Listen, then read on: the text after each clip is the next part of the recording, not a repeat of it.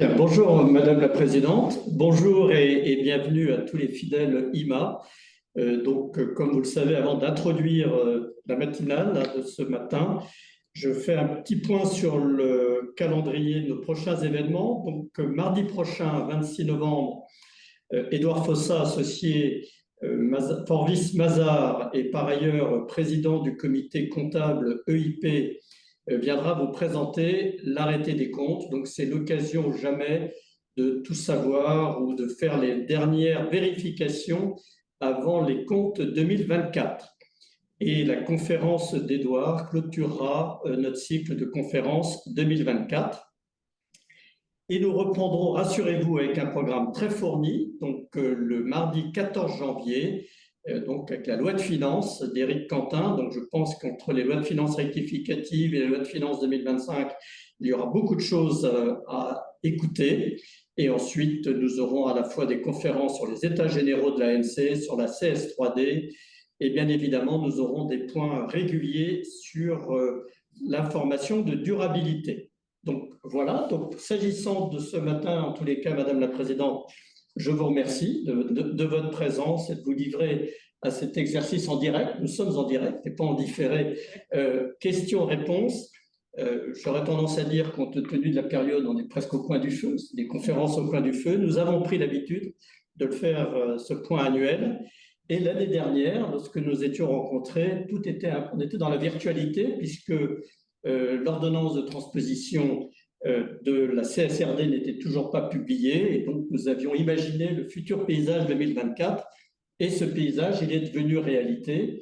L'âge 2A existe, elle a commencé à partir du premier trimestre 2024, et tous les textes sont sortis, l'ordonnance que j'évoquais, et à la fois les décrets du 30 décembre 2023, et puis ensuite un certain nombre de décrets de janvier et février 2024 avec, j'insiste et vous y reviendrez, la nomination des membres du collège et des membres de la commission des sanctions par des décrets du 6 février 2024.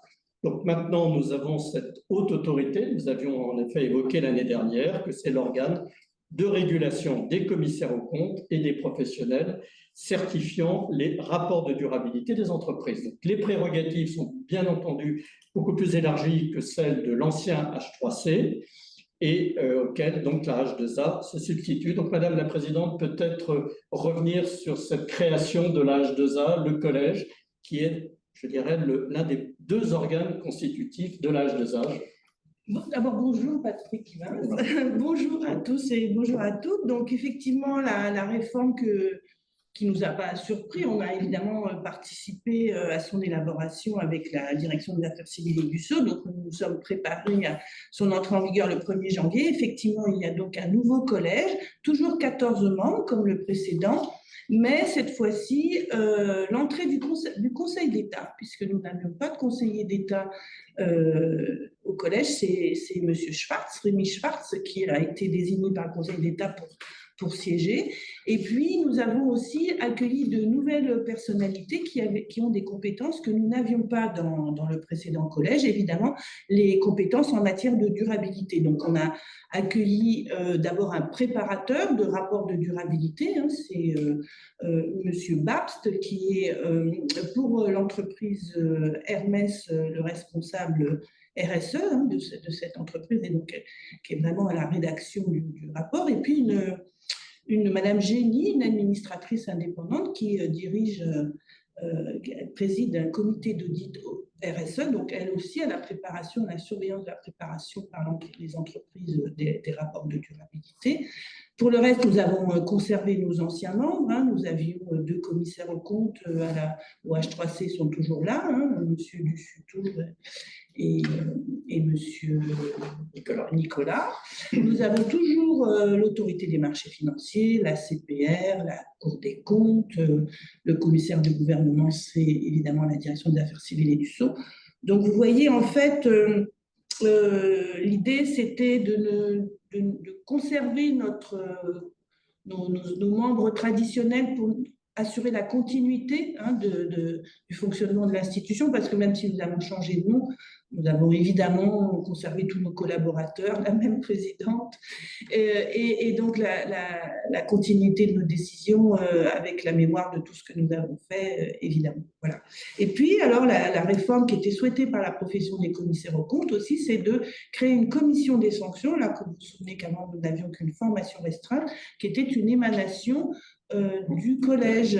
Là, c'est 5 personnalités nouvelles, enfin, pour partie, qui sont membres de la commission des sanctions. Nous avons conservé notre professeur des universités qui était au collège précédent. Elle a souhaité rejoindre la commission des sanctions, Mme François. Et puis, il y a un nouveau président, une nouvelle présidente de la commission des sanctions, Mme Daubigné, qui est une conseillère de la Cour de cassation, attachée à la Chambre commerciale et qui préside l'institution. Puis nous avions fait entrer un nouveau commissaire aux comptes, Monsieur Michel, qui je pense, est bien connu de la profession. Mercier, pardon, Monsieur Mercier, excusez-moi. Monsieur Mercier, qui est bien connu de la profession, qui, comme les 2 autres qui siègent au collège, a cessé d'exercer depuis au moins 3 ans, ça c'est une obligation légale, et qui participe aux travaux de la commission des sanctions, plus encore un conseiller d'État honoraire, Madame Bettina Laville, et puis un secrétaire général d'une grande entreprise.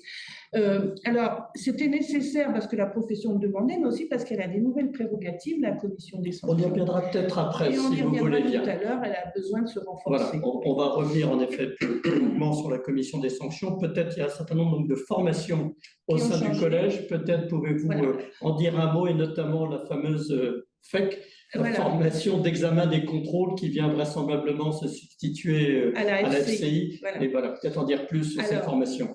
La FCI, c'était la formation des cas individuels qui s'occupait de tout, comme son nom l'indique, tous les cas individuels. Les inscriptions, les contrôles, les enquêtes, etc.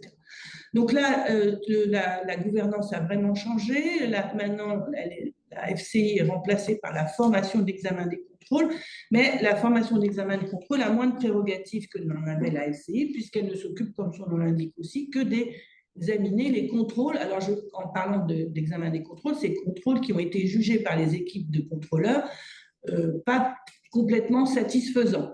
Ça peut être à la fois des contrôles directement exercés par les collaborateurs de la H2A, sur la division des contrôles EIP ou des contrôles non EIP, ou les contrôles effectués sur délégation, puisque bien sûr, la délégation que le H3C avait conclue avec la compagnie nationale demeure. Et donc, cette formation d'examen des contrôles, ben justement, elle décide de la suite à donner à un contrôle qui n'est pas satisfaisant. Elle a les choix qu'avait la précédente FCI en la matière, c'est-à-dire une lettre de recommandation remise en main propre, qui veut attirer vraiment l'attention du commissaire aux comptes sur l'importance qu'il y a à suivre les recommandations qu'on lui demande, que le collège lui demande, et puis l'ouverture d'une enquête lorsque nous estimons qu'il y a vraiment des manquements d'audit qui deviennent des fautes disciplinaires ou bien des manquements aux règles de la déontologie des commissaires. Très bien, donc ça c'est la formation. Ensuite, bon, il y a d'autres formations, mais je dirais on va se concentrer sur ce qui nous intéresse nous dans notre vie de professionnels.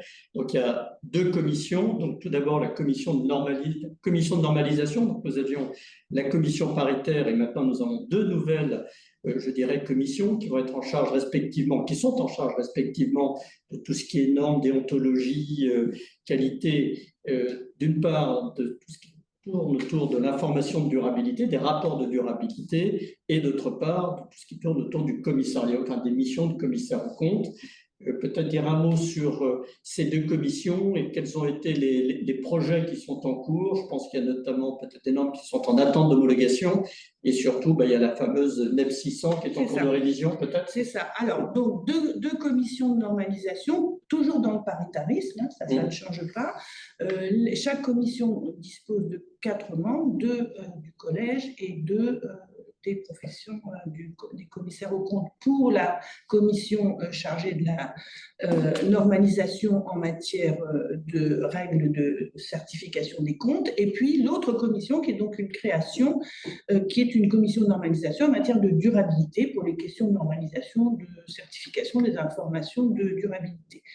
Alors, la première a déjà été constituée et elle a déjà commencé ses travaux. Au cours de l'année, d'ailleurs, elle a eu un programme chargé. Elle a élaboré la révision de la NEP 315 et de la NEP 330, puisque les ISA 315 et 330 avaient été modifiés. Ces travaux sont achevés. La Compagnie nationale a approuvé le projet de norme et nous attendons, le collège aussi bien sûr, et nous attendons l'homologation par la garde de Sceaux qui nous dit-on est en cours incessante. Il faut surveiller le journal officiel. Ensuite, elle avait dans son programme de travail pour l'année 2024, cette commission aussi la révision de la NEP 600. C'est en cours et elle se réunit tranquillement et elle espère achever sa mission avant la fin de l'année. La deuxième commission, celle qui est en charge de la normalisation en matière de durabilité, elle, en revanche, n'a pas encore été constituée parce que, en son sein, il doit y être nommé par le collège un auditeur de durabilité. C'est-à-dire, à côté des commissaires aux comptes, ceux qui sont autorisés à certifier les informations de durabilité des entreprises. Et nous attendons que la liste soit suffisamment fournie pour que le collège puisse faire un appel à candidature, recevoir les candidats et puis finalement les nommer. En même temps, les travaux de normalisation en matière de durabilité sont encore pas dans l'urgence. Hein. Et on va y revenir, on a une partie assez longue. Donc, le fait que cette nomination ne soit pas encore arrivée ne gêne pas ces travaux-là. Voilà. Mais on a ça en perspective, bien sûr, et elle va prendre plutôt son envol en 2025. Donc, on rappelle que ces deux commissions sont chapeautées, sont présidées par… un membre du collège, le même, c'est Madame Calmel, qui présidait déjà la commission paritaire, et puis, comme vous le savez, qui est secrétaire générale du CNOCP, donc elle est très habituée aussi aux travaux de normalisation, mais pour les comptes publics, et donc très à l'aise dans ce travail de préparation de la décision du collège et d'élaboration des normes en lien avec les professionnels. Alors, vous avez déjà rapidement évoqué la formation de la commission donc des sanctions, donc ce nouvel organe de la H2A.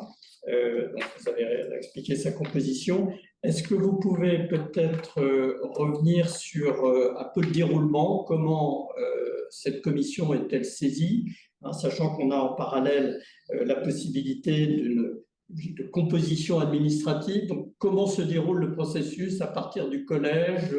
Voilà, comment la commission est-elle saisie et comment tout cela se… D'abord, si on parle de la procédure dite traditionnelle, celle qui était connue par le H3C, elle n'a pas varié. C'est toujours à l'issue d'une enquête que le collège décide, alors là, le collège dans sa totalité décide de l'orientation de cette enquête. Soit il estime que l'enquête n'a pas permis de mettre en évidence des manquements envers le commissaire aux comptes et il prononce un classement sans suite. Et il le fait. Ça existe. Ça existe, oui, on donnera les chiffres tout à l'heure, mais ça n'est pas virtuel et on classe évidemment. Et puis, de temps en temps, le collège donc, estime que les faits méritent une procédure disciplinaire et donc il arrête les griefs, c'est-à-dire qu'il fait la liste des manquements aux règles fixées par la loi, par le règlement, le code de déontologie et il désigne les personnes qui vont être l'objet. Ça peut être soit des personnes morales, commissaire aux comptes inscrites, soit des personnes physiques. Voilà. Et à chaque fois, il indique pour chaque personne quels sont les griefs qui lui paraissent pouvoir être reprochés. Ensuite, ces griefs sont notifiés au commissaire aux comptes, avec un S ou un X comme on veut. Et puis ensuite, on saisit la commission des sanctions à ce moment-là. Voilà. Et comme par le passé, il y a un délai avant que l'audience se tienne, la séance se tienne, pour que le commissaire aux comptes prépare sa défense, même s'il sait déjà depuis longtemps, d'abord qu'une enquête est ouverte contre lui et qu'il a reçu le rapport d'enquête avant le collège pour pouvoir faire connaître au collège ses observations. Ensuite, il a donc peut préparer évidemment avec l'avocat de son choix sa défense et puis se tient à la séance. ici, dans nos locaux, elle est publique. Et puis, on entend le commissaire aux comptes, on entend le rapporteur général qui expose l'enquête. Et puis, la nouveauté, c'est que on entend moi aussi, puisque le rapporteur général est chargé d'exposer à la commission des sanctions les résultats de son enquête, tandis que moi, je suis chargée par la loi de solliciter au nom du collège les sanctions qui paraissent au collège adaptées aux manquements reprochés. Alors, je ne le fais pas souvent, je ne l'ai fait qu'une fois depuis 2024, janvier. Je laisse ça à Madame la rapporteure générale, Blandine Cardet-Dessausse. Je l'ai fait une fois dans une affaire pour laquelle le collège est très inquiet sur le fonctionnement du cabinet et de ses commissaires aux comptes, et qui méritait que j'indique à la commission des sanctions quelles étaient les inquiétudes, ce qu'avaient fait les précédents collèges d'ailleurs, avec cette structure d'exercice professionnel, et pourquoi il était arrivé au bout de ses propres prérogatives pour obtenir que les règles de la profession soient respectées par cette structure. Donc, je suis allée à l'audience et j'ai vraiment pris la parole longuement pour aussi solliciter des sanctions très particulières qu'on ne prononce pas habituellement, tellement le collège est inquiet. La décision est en attente, elle n'est pas publique encore, et elle est attendue pour janvier. Voilà. Les deux autres manières de poursuivre sont des nouveautés de la loi. C'est au moment où l'enquête est présentée devant le collège peut décider, parce que les faits ne sont pas d'une grande gravité, en tout cas, ils ne lui paraissent pas au collège mériter une interdiction d'exercer, et le commissaire aux comptes conteste les faits, mais pas avec beaucoup de véhémence, et donc on peut entrer en voie de composition administrative. C'est donc une sorte de transaction qui est proposée par le collège au commissaire aux comptes concerné, dans lequel le commissaire aux comptes examinera avec son avocat la proposition de transaction qui porte sur des manquements, on lui indique lesquels, et on lui propose une sanction. Est-ce une reconnaissance de responsabilité? C'est une non-contestation des faits reprochés. C'est une non-contestation des faits reprochés. Et donc, il y a une discussion qui s'instaure après entre moi, mes services et le commissaire aux comptes. Et puis, lorsque nous obtenons un accord, nous revenons le faire homologuer, accepté par le collège, puis homologué par la commission des sanctions, qui a quand même le dernier mot, avec la précision que, comme pour une décision dans la procédure traditionnelle, c'est publié. Simplement, c'est plus court, puisque ça n'est pas une décision motivée où le commissaire aux comptes a pu contester des points de procédure de poursuite ou des points de droit. Là, c'est juste, voilà les griefs, il ne les a pas contestés, voilà la sanction, et on publie avec évidemment les noms, mais sans détail davantage. Et la troisième modalité de poursuite, mais ça fait longtemps que j'en parle à la profession. On y reviendra après, effectivement. C'est la procédure simplifiée. On y reviendra en fin. Donc, c'est très clair. Bon, moi, il y a juste un point, mais on avait déjà évoqué la dernière. Je trouve que la création d'une commission des sanctions indépendante du collège me paraît une très bonne décision.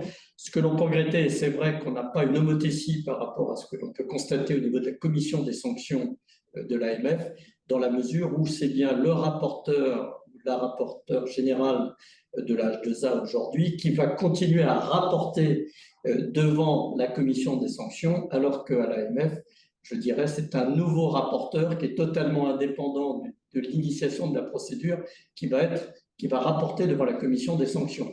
Donc c'est vrai qu'on peut un peu le regretter du point de vue du droit de la défense. Je pense que certainement des avocats ont déjà dû le signaler, mais il y a un avancement par rapport à la situation précédente. Il y a une vraie avancée, et puis d'abord, nous avons tiré du point de vue budgétaire les conséquences de cette autonomie. Donc il y a des ressources de la H2A qui sont affectées au fonctionnement de la commission des sanctions, avec un vrai budget qui est demandé par la présidente de la commission des sanctions au collège. Et elle a sollicité, et évidemment le collège l'a accepté, le renforcement de ses équipes. Et notamment, elle a fait recruter un magistrat en détachement, un magistrat de l'ordre judiciaire, M. Bokobza, qui nous a rejoint en juillet. Et lui, il a vocation à exercer cette mission de relecture pour la commission des sanctions du dossier et de préparation de la séance avec un examen des griefs et des pièces qui sont dans le dossier dans le dialogue qu'il a avec les membres de la commission, en dehors du rapporteur général, exposer ce qu'il a trouvé comme élément et en discuter dans le cadre du délibéré, des travaux préparatoires aussi à la séance. Donc, puis on a recruté aussi un agent administratif pour assurer le secrétariat. Et puis, elle vient de demander, Madame Daubigné, pour le budget de 2025, un nouveau juriste pour assister Monsieur Bokobza.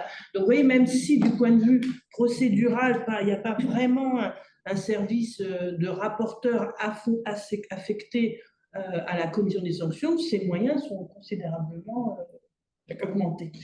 On est bien d'accord que le président de la compagnie régionale est toujours invité.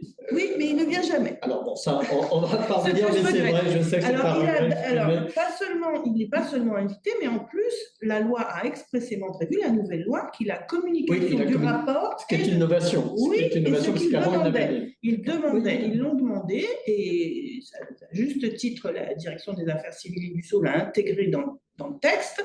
Et donc, quand il le souhaite, quand il le sollicite, le président de la compagnie régionale reçoit la copie du rapport d'enquête et du dossier d'enquête. Donc, il a tout. Et pour pouvoir prendre la parole. Et alors, ils ne viennent jamais, y compris lorsqu'ils sont à l'origine des... Parce que de temps en temps, la H2A, le H3C était saisi par le président de la compagnie régionale, c'est son rôle d'ailleurs, ou même de la compagnie nationale. Nous avons eu l'un de ses rôles, bien sûr, mais il l'exerce, il n'y a pas de doute, et de temps en temps, il nous adresse, il attire notre attention sur un commissaire aux comptes, plusieurs fois par an. C'est pas exceptionnel. Bon. Et moi, je regrette que, alors, ils se tiennent informés, évidemment, et ils prennent connaissance de la décision lorsqu'il est rendu, mais ils ne viennent pas prendre la parole. Donc le message est repassé de manière officielle aujourd'hui. C'est la parole de la profession que porterait le président de la compagnie régionale. Et existe, cette parole-là, mais elle n'est pas Alors, ce volet actualité, on va le clore. Bon, je rappelle juste qu'il y a quand même eu également d'autres initiatives. Il y a eu la première édition des rencontres de l'H2A. Malheureusement, vous étiez blessé. Vous ne pouviez pas être là, mais sur le thème quelle mission au-delà de la certification des informations. Oui, c'était les vérifications spécifiques qu'on voulait mettre en lumière là. Et ensuite, il y a eu également la réunion biannuelle des autorités administratives et publiques indépendantes. Il y a eu un troisième événement, on y reviendra plus en détail après, sur les contrôles, donc le grand événement de la Maison de la Chimie. Annuellement, on fait quelque chose avec la compagnie nationale. Il y a quand même beaucoup d'événements qui sont faits. Alors maintenant, si je puis dire, après l'entrée, on arrive au plat principal qui est le reporting de durabilité. Donc, avant de rentrer dans le détail, je voulais peut-être refaire un point d'élément de contexte qui n'échappe à personne. Donc, déjà, l'ensemble du dispositif au niveau européen est quasiment complet. Reste encore des problèmes de taxonomie XBRL, également tout ce qui tourne autour des normes sectorielles, mais pour le reste, l'essentiel est sur pied. Au niveau français, on l'a dit tout à l'heure, la France a été la première bonne élève, si je puis dire, en transposant l'ensemble des textes fin de l'année dernière et début de cette année. Et donc, ça, c'est le côté ciel bleu. Et puis, il y a quand même un certain nombre de nuages qui commencent à s'amonceler. Il y a bien évidemment ce problème de la transposition, puisque la date de transposition expirait le 6 juillet dernier, de mémoire, et finalement un grand nombre de pays n'ont pas transposé. Il y a eu donc 17 pays qui ont reçu une lettre de mise en demeure, et parmi ces pays, non des moindres, l'Allemagne, l'Espagne et d'autres. Donc c'est un premier problème de non-harmonisation en matière de transposition. Deuxième point, on voit bien, même au niveau français, qu'il y a un certain nombre de pressions d'organisations patronales, et le nouveau Premier ministre Michel Barnier a pris position pour qu'il y ait des allègements d'un certain nombre de réglementations ou des différés sur 2 ou 3 ans, et il visait notamment la CSRD. Et enfin, mauvaise nouvelle, si je puis dire, quand on voit la nomination du nouveau ministre de l'énergie américain Christopher Wright, qui est le patron qui est spécialisé dans tout ce qui est fraction hydraulique. On n'est pas totalement dans ce qui est les canons, si je puis dire, de l'écologie. Donc voilà, donc, face à ce contexte, quelle est votre position, Madame la Présidente? Moi, je ne suis pas un personnage politique. La raison d'être du H3C et maintenant de la H2A, c'est la qualité de l'audit en France. Avant, c'était l'audit des comptes, maintenant, c'est l'audit de durabilité en plus, et cette qualité telle que la loi la demande. La loi française est solide. Elle s'est faite d'ailleurs, cette loi complexe, dans l'harmonie et l'entente. Avec les entreprises étaient, évidemment, nous les avons beaucoup entendues dans le cadre des lignes directrices que nous avons publiées, hein, mais il a fallu attendre qu'elles touchent du doigt vraiment concrètement de quoi nous parlons pour comprendre l'ampleur de la réforme. Et les textes, la lecture des textes ne l'avait pas à ce point mise en évidence pour les entreprises, alors que ça l'était le cas pour les commissaires aux comptes, qui avaient très très bien compris en quoi leur mission allait être lourde et nouvelle. Et la haute autorité, enfin le H3C, la haute autorité aussi, bien sûr. Et donc c'est en étant confronté à l'application des textes dès les débuts des premiers mois de 2024 que les entreprises ont compris. Et là, on a assisté à ce que j'appelle un peu un choc des cultures. C'est-à-dire qu'avant, c'était les directeurs financiers qui avaient affaire aux commissaires aux comptes traditionnellement pour la certification de leurs informations, et le dialogue était ancien, connu, facile finalement, même lorsqu'il y avait des questions qui se posaient sur les comptes, les échanges de documents, les demandes de modification de certaines données financières étaient dans la pratique habituelle de ces professionnels. Là, les commissaires aux comptes sont entrés dans les bureaux des directeurs des responsables RSE et les responsables RSE des grandes entreprises, et c'était nouveau pour eux. Ils ont posé des questions et sollicité des documents auxquels les responsables RSE n'étaient pas habitués du tout. Même s'ils faisaient une DPEF, même si c'était la même étiquette du cabinet qui était chargé de ça que le certificateur des comptes, c'est pas la même équipe. C'est pas d'abord, c'est une mission légale. C'est pas juste je vais lire votre rapport de DPEF, oui, il n'y a pas d'incohérence, ça se tient à peu près. C'est pas une lecture d'ensemble. Et non, là, on entre dans le détail. Quelles données? Pourquoi ces données? Comment l'avez-vous eu? Donnez-moi des éléments internes à votre entreprise pour que moi, vérificateur, je m'assure de la qualité de la donnée, de sa pertinence au regard des exigences des ESRS. Et là, les ennuis ont commencé parce que ce dialogue, les responsables RSE n'y étaient pas du tout habitués et l'ont même trouvé intrusif. Ce qui n'a pas facilité non plus le travail des vérificateurs qui étaient en plus les porteurs de mauvaises nouvelles. Ouais, et puis en train d'exercer une nouvelle mission légale dans laquelle chacun doit trouver sa place. Bon, un vrai choc des cultures.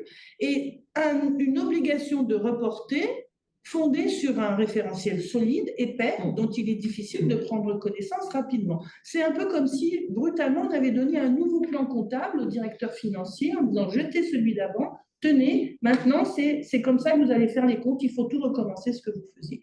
Et ça ne peut pas se faire facilement, ça remet en cause des pratiques et des engagements, y compris de personnes responsables RSE, très, très engagées, vraiment convaincues de la qualité de leur mission et de l'importance de la mission. Du coup, on se trouve en situation où il n'est pas possible de penser qu'en 2025, on aura des rapports de durabilité répondant en tout point aux attentes fortes, complètes, enfin, exigeantes des ESRS et de la directive. Nous allons entrer en démarche de progrès, les uns comme les autres, les préparateurs du rapport, les vérificateurs et nous, évidemment, en bout de course, le contrôle, enfin, l'organe de l'autorité de régulation. Très bien. On est dans cette situation-là. Moi, je trouve quand même que les entreprises se sont engagées, elles y sont, elles sont à l'écriture, au dialogue. Il y a des tensions de temps en temps, Mais la profession, les professions sont engagées aussi. On en parlera tout à l'heure. Ils sont là. Les entreprises qui vont proposer leurs services aux autres pour l'aider à la rédaction de ces rapports, parce que toutes les entreprises n'auront pas, surtout l'année prochaine, en interne, les moyens humains de le faire. Enfin, c'est un élan collectif auquel on assiste. Donc, on va effectivement revenir sur ce qui pourrait être envisagé. Donc, je rappelle, mais ça, toutes les personnes qui sont devant l'écran le savent, que cette CSRD va s'appliquer de manière progressive. Oui. Donc, il y a différentes vagues. Et donc, la première vague concerne en effet les entreprises qui étaient déjà assujetties à NFRD. Voilà, NFRD, donc, qui établissaient une PEF. Et donc, ce sont des entreprises avec plus de 500 salariés, entre autres. Donc, ça, c'est la première vague. Et puis, il y en aura d'autres derrière. Oui. Alors, sur ces entreprises de la première vague, qui sont, comme vous le dites, déjà très fortement investies, donc il devait y avoir une nomination d'un auditeur de durabilité, puisqu'on se rappelle que c'est bien le rapport de durabilité au titre de l'exercice 2024 qui sera publié en 2025. Donc, cette nomination d'un auditeur de durabilité ou d'un commissaire au compte devait intervenir lors des assemblées du premier semestre, en tous les cas pour celle qui est clôturée le 31 décembre. Est-ce que vous avez une vision de quels ont été les choix qui ont pu être faits? Est-ce qu'il y a eu reprise des deux commissaires aux comptes? On n'en a pris qu'un seul? Ou au contraire, on a pris un auditeur de durabilité qui n'avait rien à voir avec les commissaires aux comptes? Est-ce que vous avez déjà une première vision? C'est peut-être trop tôt. C'est une première vision, mais elle est floue parce qu'elle n'est pas exhaustive. Voilà. Et nous publierons là-dessus, puisqu'évidemment, les déclarations d'activité de tous ces vérificateurs devront nous être adressées. Et donc, lorsque nous aurons la totalité de ces déclarations, nous publierons pour donner une première image de ce nouveau marché. Très bien. Ce que nous avons vu, c'est que la plupart du temps, les entreprises de cette taille-là ont choisi de confier cette mission à leurs deux commissaires aux comptes. C'est la majorité c'est la tendance qui se... Mais ça n'est pas exclusif et nous avons vu des désignations d'auditeurs de durabilité. Bien. Ensuite, par contre, nous avons dû ajuster notre foire aux questions. Nous l'avons fait la semaine dernière parce que nous avons vu à l'occasion de ces désignations des erreurs de droit commises dans les procès-verbaux des assemblées générales de désignation. Il faut dire que la loi est un peu complexe à bien comprendre et des désignations irrégulières ont pu être faites, ce qui est tout de même un peu contrariant pour le régulateur que nous sommes. Et donc, nous avons mis à jour notre foire aux questions et nous avons même proposé des manières de s'exprimer dans les assemblées générales, deux délibérations, deux modèles de délibération, selon qu'on choisit un commissaire aux comptes ou un auditeur de durabilité, pour éviter que l'année prochaine, les mêmes erreurs soient commises pour les entreprises de plus de 250 salariés. Voilà. Très bien. Voilà ce qui concerne la nomination. Donc, par ailleurs, alors, vous avez un petit, un petit objet qui est là. C'est le trophée que la H2A a remis, que j'ai remis, au cours d'une manifestation aux 250 premiers commissaires aux comptes ou auditeurs durabilité qui ont été inscrits sur les nouvelles listes tenues par la H2A. C'était quand même un gros effort pour ces professionnels, 90 heures de formation à suivre sur leur temps évidemment professionnel. Et donc voilà, nous avons fait une manifestation pour laquelle évidemment la direction des affaires civiles et du Sceau était présente, de très nombreux professionnels, et puis voilà, donc chacun en a reçu un. On a fait très attention, c'est du verre et c'est du bois recyclé. Voilà. C'est du bel ouvrage. Il fallait marquer ça, c'est une nouvelle profession, on a fait un cliché individuel pour chacun.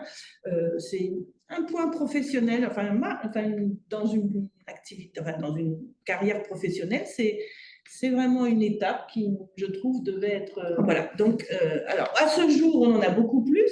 On en a plus de 1000 commissaires aux comptes. Donc, on remplit les obligations légales pour être inscrit sur la liste, c'est-à-dire être inscrit sur la liste principale et avoir suivi ces 90 heures. Et côté auditeur de durabilité, 9. 9 professionnels ont rempli ces obligations légales, dont 2 avocats.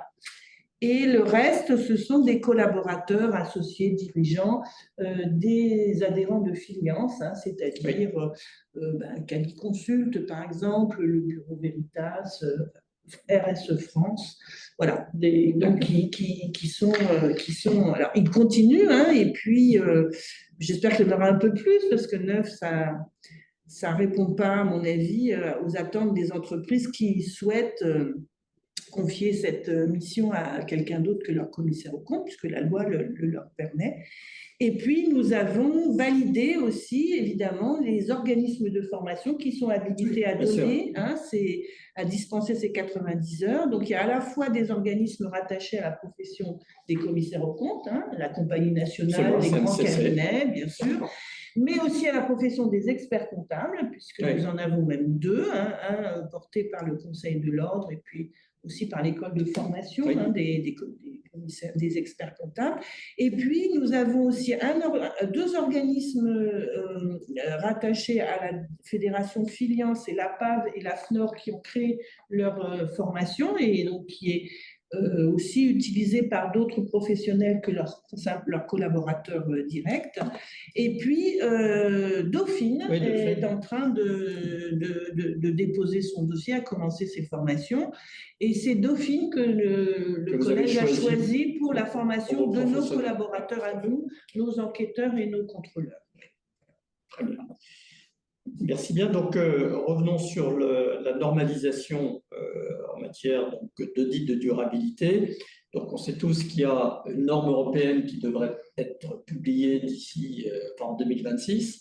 Donc, d'ici là, il n'y a pas réellement, je dirais, de normes existantes au niveau international.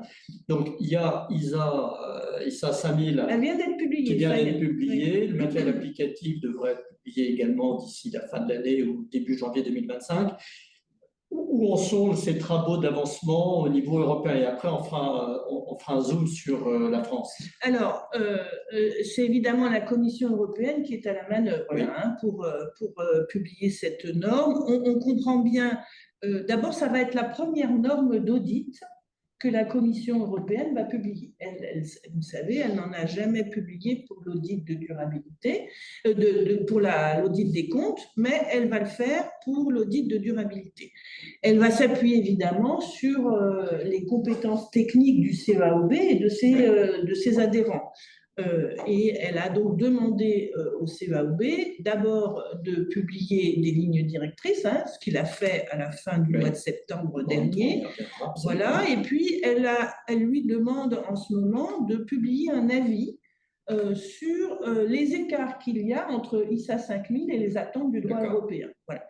Et c'est sur cet avis qu'elle va s'appuyer, pas seulement, mais sur cet avis, pour comprendre ce qu'elle doit modifier, ajouter dans ISA 5000. Ce qui est certain, c'est que la norme d'audit européenne en matière de durabilité ressemblera beaucoup à ISA 5000. Elle aura cette particularité qu'ont les normes internationales d'audit, d'avoir ce matériel applicatif qui s'ajoute à la norme elle-même. Mais sauf que vous savez que ISA 5000 a fait des choix différents de ceux de l'Europe. Hein. Elle n'est pas venue d'abord sur des questions de taxonomie ou de format électronique, ça n'y vient pas du tout. Elle a aussi fait le choix de ne rester que sur la matérialité financière, hein, donc pas de matérialité d'impact. Et elle a aussi fait le choix de faire une norme qui à la fois décrit des travaux d'assurance limitée et des travaux d'assurance raisonnable, alors que nous n'y sommes pas encore. Donc, c'est pas sûr que nous irons d'ailleurs, hein, c'est pas sûr que nous irons. Donc, vous voyez, il y a quand même des modifications importantes que le CEAOB expliquera dans cet avis qu'il doit à la Commission pour le premier semestre 2025. Donc le calendrier 1er octobre 2026 devrait être… Oui. D'accord. Alors, j'en profite parce que j'ai oublié de vous poser la question tout à l'heure quand on a parlé de normalisation, et là ça tombe bien avec les ISA. Là, on était sur ISA 5000, mais il y a par ailleurs, là je reviens sur la normalisation en France, et là je quitte 5 minutes le domaine de la durabilité. La question se pose, on sait qu'en France, donc on dispose donc des NEP, hein, homologués, vous l'avez évoqué tout tout à l'heure par le garde des Sceaux. La France a une place un peu particulière au niveau européen. Les ISA ne sont toujours pas approuvés, homologués par l'Europe. Pour autant, un certain nombre de pays, voire la majorité des pays de l'Europe, font référence aujourd'hui à l'ISA. Est-ce que vous envisagez un passage des NEP aux ISA avec toutes les conséquences que ça peut emporter? Alors, il y a à la fois, c'est pas forcément simple de l'introduire dans le paysage juridique français, puisque tout ça est bien homologué, donc ça va normalement dans le code de commerce. Et puis, il y a par ailleurs, on peut le voir de notre fenêtre en tant que commissaire aux comptes en matière de responsabilité, les normes, les NEP sont des normes qui sont simplifiées, si je puis dire, tout en étant en conformité avec les ISA, mais pour autant lisibles par un magistrat et par tout tiers.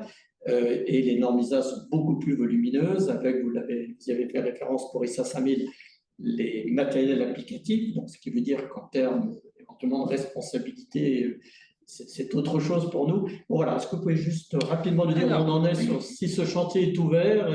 D'abord, où on en est? Le texte de la loi française, il est très clair. Il dit, tant qu'il n'y aura pas de normes d'audit européennes, la France aura ses propres NEP. Et le collège n'a pas l'intention de solliciter la modification du code de commerce. Nous aurons toujours nos NEP.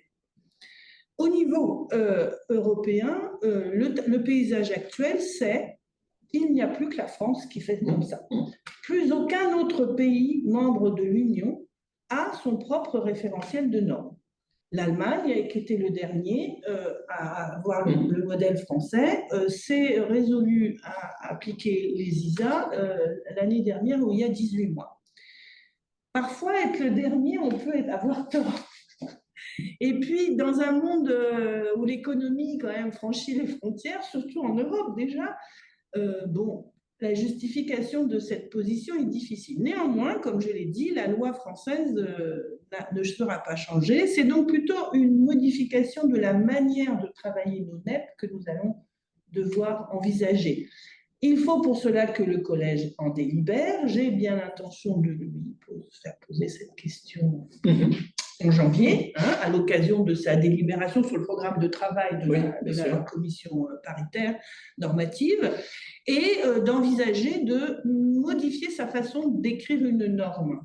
Ce sont toujours des NEP, sauf qu'au lieu d'écrire son propre texte et de modifier sa propre NEP lorsque une ISA est modifiée, il partira du texte de l'ISA, traduit en français, avec une traduction agréée par la profession. Il y en a deux qui existent, la traduction québécoise et la traduction belge. Donc là aussi, le collège se prononcera.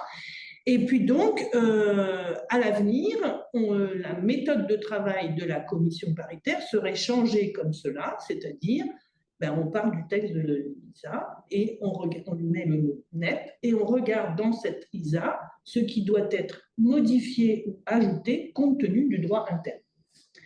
Après, la codification. D'abord, ça ne peut pas être fait NEP par NEP. Ce sera un travail de longue haleine qui aboutira, lorsqu'il sera achevé, à une publication complète. C'est logique. On ne peut pas faire pas par morceaux. On ne peut pas le faire par morceaux. Ça n'est pas possible. Avec nos spécificités que nous continuerons à avoir, la NEP 100, oui, bien sûr. Elle est en marbre, en granit, la NEP 100 et la NEP 9605, qui est sur la TRACFIN, le blanchiment. Elles sont en marbre, celles-là, elles n'existent pas à l'international, et donc nous ne serons pas modifiées, complétées s'il le faut, pourquoi pas, mais sûrement pas modifiées en profondeur. Et puis, c'est quand même un corpus très lourd du point de vue de la codification, et il faudra aussi que le collège s'interroge avec la direction des affaires civiles, le ministère de la Justice, sur la place dans le code de commerce. La meilleure des solutions me paraît qu'elle le quitte, et que ces normes quittent le code de commerce, deviennent cet règlement administratif qui sont publiés par les autorités et qui sont plutôt publiés sur le site des autorités concernées. C'est très courant désormais. Et il faut quand même se rendre compte que ce sont des textes qui sont quand même lus par qui? Par les commissaires aux comptes. Personne. Il n'y a pas de nécessité que ce soit dans le code de commerce, comme peut l'être le droit des sociétés, la profession de commerçant, le tribunal de commerce et sa procédure, tout ça, ça doit être lu par beaucoup de personnes et c'est normal que ce soit codifié. Mais les normes d'exercice professionnel des commissaires aux comptes, c'est quand même entre vous et les commissaires aux comptes et nous, le régulateur, c'est tout. Hein. Il n'y a pas d'autres lecteurs. Oui, mais très, très rarement, de loin en loin, à l'occasion d'un procès, il y en a 5 par an. Voilà. D'accord. Bon, bah, tout ça est tout de même à faire. Gros chantier, quand même. Gros chantier entre les mains du collège, et avec sa décision à lui, évidemment. Bien sûr. Et tout ça est pour 2025. Parfait. Merci beaucoup de cette précision. On revient donc sur la durabilité. Donc, le H3C avait publié en juillet, enfin, l'été 2023, je dirais, un premier avis technique. Bon, auquel est venu se substituer les lignes directrices qui ont été publiées début octobre 2024, donc qui sont parfaitement disponibles, qui sont bien évidemment d'usage, sont disponibles sur le site de l'H2A. Je précise à l'ensemble des participants. En cours de traduction en langue anglaise aussi. Hein. C'est quasiment terminé avec l'aimable participation d'Isabelle Trac, que je remercie encore. Alors, premièrement, est-ce qu'il s'agit d'un... Donc, on est là toujours dans l'attente de cette fameuse norme qu'on évoquait tout à l'heure, prévue norme européenne sur octobre 2026. Est-ce qu'elle présente un caractère normatif? Quel est leur statut exactement? Alors, ça n'est pas une norme. Elles n'ont pas vocation à devenir une norme. Elles ne seront pas soumises à l'approbation, à l'homologation du garde des Sceaux, ni publiées au journal officiel. Elles se veulent un accompagnement et une sécurisation des travaux des vérificateurs. Parce que d'abord, elles ont, au fil des conférences et des entretiens et des tables rondes que j'ai vu qu'elles étaient très lues, y compris par les entreprises, qui du coup ont mieux compris, en fait, en voyant ce qui était demandé aux vérificateurs, ce que elles avaient à faire pour leur rapport de durabilité. Ça a été une source d'éclaircissement et de meilleure compréhension. Alors, elles ont donc vocation à être mises en œuvre. Et lorsque nous irons voir les contrôleurs, nous leur demanderons s'ils l'ont fait. Et s'ils ne l'ont pas fait, il nous faut qu'ils nous disent pourquoi ils ne l'ont pas fait. Et du coup, comment... Complain or explain en bon français. Nous disent nos anglo-saxons. Mais c'est ça l'idée. Ah bon, vous avez décidé de ne pas les mettre en œuvre. D'accord, vous avez pris quoi comme référentiel pour accomplir vos travaux d'audit et pourquoi? Et si vous avez pris un autre référentiel, bon, eh bien, on va vous contrôler selon ce référentiel. Alors maintenant, un point majeur, je crois qu'il faut qu'on s'arrête dessus. Moi, quand je lis les lignes directrices, et donc je rappelle qu'au-delà des lignes directrices, il y avait également des projets de rapport qui sont annexés. Oui. Et voilà, je me réfère également au code de commerce, puisque là aussi, ce qui doit figurer, il y a d'informations qui sont déjà dans le code de commerce. Je comprends que c'est un avis de conformité qui est demandé, c'est l'article 821-54. Donc, on doit donc porter un avis sur la conformité aux ESRS du processus mis en œuvre par l'entité pour déterminer les informations de durabilité à publier, aux exigences du Code de commerce et aux ESRS des informations en matière de durabilité, et également respect, conformité aux exigences de publication des informations prévues à l'article 8 et la taxonomie avec le balisage. Donc, on sait que le balisage, pour l'instant, on attend encore. Juste, voilà. Il n'y a pas juste, mais voilà. Donc, est-ce que cette lecture de cet avis de conformité, donc on a un débat entre conformité et image fidèle, sachant qu'il y a une FAQ de la Commission européenne qui est sortie au mois d'août, où on fait quand même référence à une image fidèle qui devrait ressortir de l'avis du rapport. Du rapport. Alors bon, une FAQ, ça n'engage pas la Commission européenne. Donc, quelle est la position de la présidente de l'H2A? Alors, pas ma position, celle du collège. Ça fait, au cours de 3 séances, le collège s'est penché sur cette question, puisqu'effectivement, alors, c'est une question des professionnels de la vérification, ce n'est pas une question des entreprises. C'est vraiment, et c'est même une question des commissaires aux comptes et pas une question des auditeurs de durabilité. Mais comme elle est même internationale, cette question, parce qu'il n'y a pas que les commissaires français qui l'ont posée, c'est aussi au niveau Accountancy Europe, etc., qui l'a fait. Alors, le collège s'est donc vraiment penché sur cette question. La manière de s'exprimer du code de commerce, c'est la traduction de la directive. Oui, la directive dit qu'il faut confier aux vérificateurs ces missions d'examen de la conformité des 4 sujets, comme vous avez repris, le processus, les données, la taxonomie et le tagage électronique. Bien. Sauf que ça n'est pas une conformité dans les limbes. C'est une conformité qui est assurée par un référentiel de reporting imposé aux entreprises, alors avec des sujets qui sont obligatoires, d'autres pas, mais ça c'est une autre question. Et les entreprises n'ont plus la totale liberté de la donnée qu'elles publient et de la manière dont elles l'ont obtenue, cette donnée. Les ESRS indiquent que ces données doivent répondre à des caractéristiques énumérées.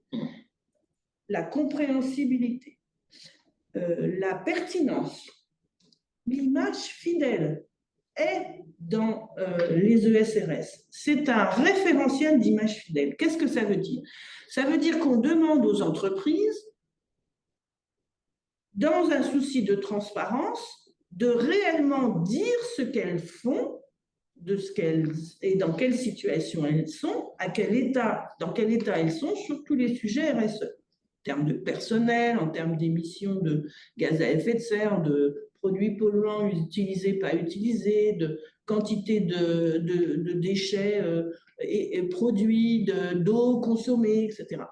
Et ce qui est demandé aux commissaires aux comptes et aux vérificateurs, c'est de s'assurer que ce que produit l'entreprise comme données répond fidèlement à ce qu'elle a fait, dit et va faire.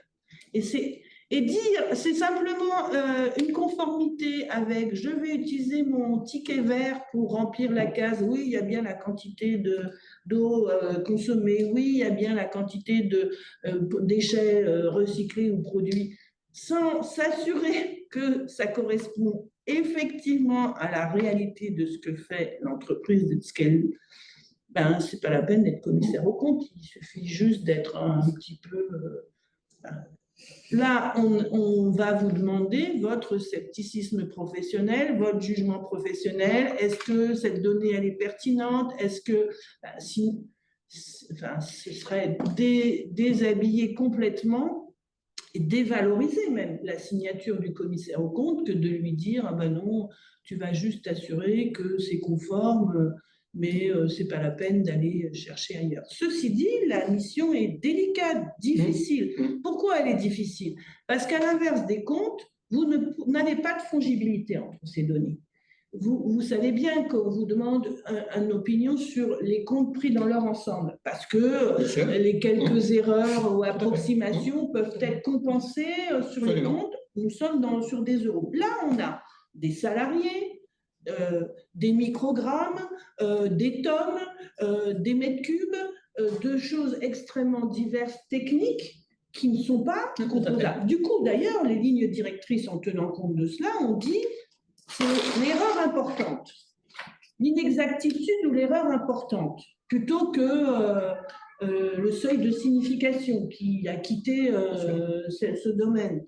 Et alors là, tout votre jugement professionnel va s'exercer. Et c'est délicat, parce qu'une erreur importante sur une donnée, ou une erreur que vous jugez pas très importante sur une donnée, perfectible mais pas... peut être considérée comme très importante par un lecteur ou un utilisateur du rapport de durabilité.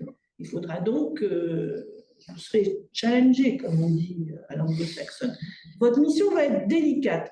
Ce qui compte, c'est, et le collège y est très attaché, et je crois que la profession ne le sait pas assez, votre jugement professionnel. Et la manière dont vous allez l'exposer dans vos travaux d'audit. Pourquoi vous estimerez que cette approximation d'un telle donnée sur lequel vous pourrez attirer l'attention de vos lecteurs en faisant une observation, ne correspond pas à quelque chose d'important. Ou au contraire qu'il l'est, et que vous demanderez donc à votre client d'ajuster ou de faire mieux l'année prochaine. Voilà. Non, mais le jugement professionnel, on est tous d'accord. Il va avoir encore plus sa place. Et ça, on est tous des défenseurs du jugement professionnel qui fait partie, qui est cardinal dans l'exercice de notre mission. Mais je suis complètement d'accord avec vous, on n'est pas dans une logique ticking the box, comme, bon, ben voilà, il y avait 10 documents, enfin 10 chiffres à mettre, et je me suis assuré que les 10 chiffres sont bien. Je pense qu'on est tous d'accord là-dessus. En revanche, quand on voit la nature des informations qui vont figurer dans ce rapport de durabilité, donc à la fois des informations à caractère très prévisionnel, quand vous êtes sur des plans de transition, des informations qualitatives, de l'information qualitative et pas uniquement quantitative. Lorsqu'on va rentrer dans toutes les problématiques de chaîne de valeur, où on va avoir des informations, à faire des extrapolations, on est en plus, dans un certain nombre de cas, à la limite de la science. Il va falloir faire des modèles scientifiques. Elle est évolutive en plus, la voilà. Donc, je veux dire, on se retrouve face à quelque chose qui est quand même qui est beaucoup moins circonscrit, si je puis dire, que nos comptes auxquels nous sommes habitués. Et donc, voilà, je pense que l'idée n'est pas de se dire on est simplement dans cette logique de belle conformité, je m'assure juste que la chose existe, on doit aller au-delà, mais pour autant, la notion d'image fidèle nous emmène très loin. Oui. Et voilà. Mais alors, je voudrais quand même rappeler que vous êtes aussi sur une mission d'assurance limitée. Aujourd'hui. Avant qu'on vienne à l'assurance raisonnable, il faudra d'abord qu'on assoie. Donc c'est le scoop de cette matinale. C'est pas ça, c'est pas un scoop, c'est le fait qu'il faut d'abord que les entreprises rédigent le rapport, que vous fassiez vos travaux de certification, pour qu'on comprenne ce qui est simple et ce qui ne l'est pas, et ce qui n'est pas encore atteignable comme niveau d'assurance ou de certitude de la qualité du plan de transition, de sa robustesse, etc. Et à ce titre, et c'est pour ça qu'on est en assurance limitée d'ailleurs, et c'est pour ça que aussi les premiers contrôles que nous allons faire vont être consacrés à cela. Nous allons aller voir les vérificateurs, auditeurs, commissaires aux comptes, et nous allons ouvrir avec eux, comme toujours, leur dossier d'audit, et nous allons essayer de comprendre avec eux ce qui a été simple, ce qui ne l'a pas été. Les aspects des ESRS qui ont été parfaitement compris par les entreprises et les vérificateurs, sur lesquels ils se sont finalement accordés pour émettre des données solides ou un processus solide. Et d'autres sur lesquels il y a eu des difficultés de compréhension, des difficultés de mise en œuvre, des impossibilités peut-être même, et même aussi des incompréhensions en disant mais c'est pertinent de le demander comme ça. Enfin voilà, nous, on a vraiment envie de contribuer à cette réflexion qui va émaner des professionnels qui auront les mains dans la glaise, entre ceux qui auront rédigé les rapports et ceux qui les auront vérifiés. Et nous publierons, comme toujours, une synthèse de nos contrôles en septembre de chaque année. Et là, il y aura un chapitre important sur ces aspects-là. Et pour servir à l'alimentation de la réflexion de chacun sur ce qui est finalement adapté dans l'objectif. Parce que l'objectif, c'est quoi? C'est de permettre aux entreprises d'avoir une bonne vision de l'état où elles en sont sur ces sujets en matière ESG et quelle trajectoire elles ont envie de se donner et comment elles vont y aller. C'est ça. Les ESRS et la directive. Et c'est ça qui sera notre point de mire pour voir ce qui finalement aura bien fonctionné ou qu'au contraire n'aura pas. Et l'année prochaine, en 2025, ce sont les entreprises de plus de 250 salariés qui s'y mettront. Et elles, de ce que nous en savons, leur maturité sur les sujets est beaucoup moins forte. Donc c'est bien de commencer par des entreprises très matures là-dessus, parce que les vérificateurs qui travailleront pour la première fois avec des entreprises en 2025, à mon avis, leur tâche va être encore plus complexe. On va revenir effectivement sur cette deuxième vague. Donc, en tout cas, vous dites aujourd'hui, en effet, on reste bien sur l'assurance limitée. On verra, vous l'avez exprimé très clairement, on apprend aussi un peu de marchand. Donc, tout ça est nouveau pour tout le monde, à la fois pour les entreprises, vous l'avez rappelé, et bien évidemment pour les auditeurs. Donc, on va apprendre en marchant. Et donc, la logique d'une assurance raisonnable n'est pas immédiate. N'est pas atteignable voilà, pour l'instant. Voilà, on est d'accord, mais si on veut être sérieux, on ne peut pas voilà, on est d'accord, et je suis assez permanent au niveau de l'année dernière, je m'étais un peu élevé contre le terme certification, oui, parce que je rappelle qu'il est dans la loi, et on ne va pas réouvrir le débat là-dessus, on avait longuement débattu, mais voilà, je pense que c'est un sujet qui doit rester, là encore, pour ne pas créer cette, je dirais, cette déception de la part des utilisateurs des comptes, et qu'à chaque fois, le commissaire aux comptes ou le vérificateur soit... le vérificateur n'a pas vu ça. On peut quand même en parler de ces lecteurs, comment dire, ces lecteurs avisés et utilisateurs avisés des rapports de durabilité. Quand on les écoute dans les conférences, etc., ils disent tous, de toute façon, toutes ces données, la plupart, elles sont fausses. Ils sont sévères. Il y a un grand scepticisme. Ils sont très sévères. Ils ont ceux qui ont même les moyens de les lire avec beaucoup d'attention, et les DPEF notamment. Hein. Oui. Ils sont très sévères en disant que ces données sont fausses, etc. Il me semble que nous pouvons attendre dans la durée, pas dès demain matin, des travaux de certification, que justement ces écarts entre les données et la réalité produites par les entreprises et la réalité se réduisent.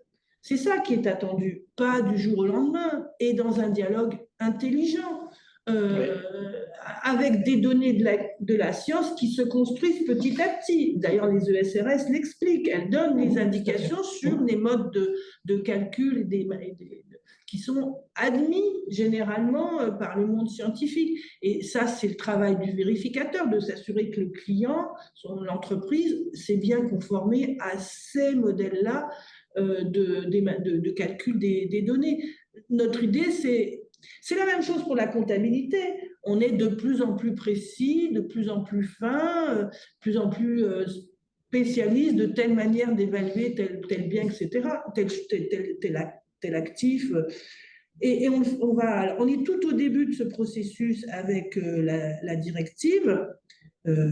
Voilà, le travail du vérificateur, c'est bien celui-là. Donc, moi, je me permets effectivement toujours d'attirer l'attention sur ce côté, vous en êtes parfaitement consciente, hein, mais c'est vrai que c'est important, le fait qu'on n'a pas la maîtrise dans le périmètre de l'entreprise, hein, ce que j'appelais l'amont, les prévisions, il y a quand même beaucoup de choses qui sont qui sont beaucoup moins... voilà. Alors, peut-être quelques questions un peu plus précises sur...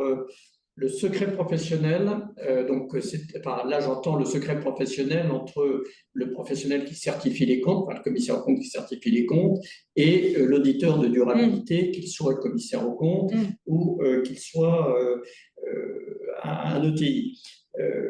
Moi, je comprends du texte de loi, alors la rédaction est un peu différente. Oui, ce n'est pas les mêmes articles. 821-35 et 822-2, la rédaction est différente. Dans le cadre des lignes directrices, vous insistez bien, et c'est vrai, compte tenu de la connectivité entre l'information financière et l'information de durabilité, vous dites qu'il est naturel qu'il y ait des échanges entre ces professionnels.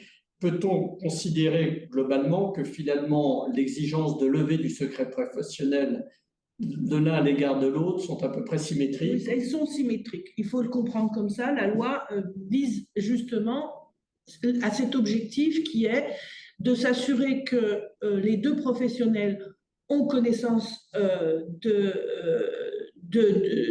des travaux de l'autre et de ce que l'autre a vu ou n'a pas ou a détecté dans ses travaux de certification, pour s'en servir dans les comptes notamment. Vous savez que c'était la critique qui était faite à la DPEF, où on disait, quand c'est intéressant, ce qui n'est pas toujours, quand c'est intéressant, on n'en voit jamais la traduction dans les états financiers.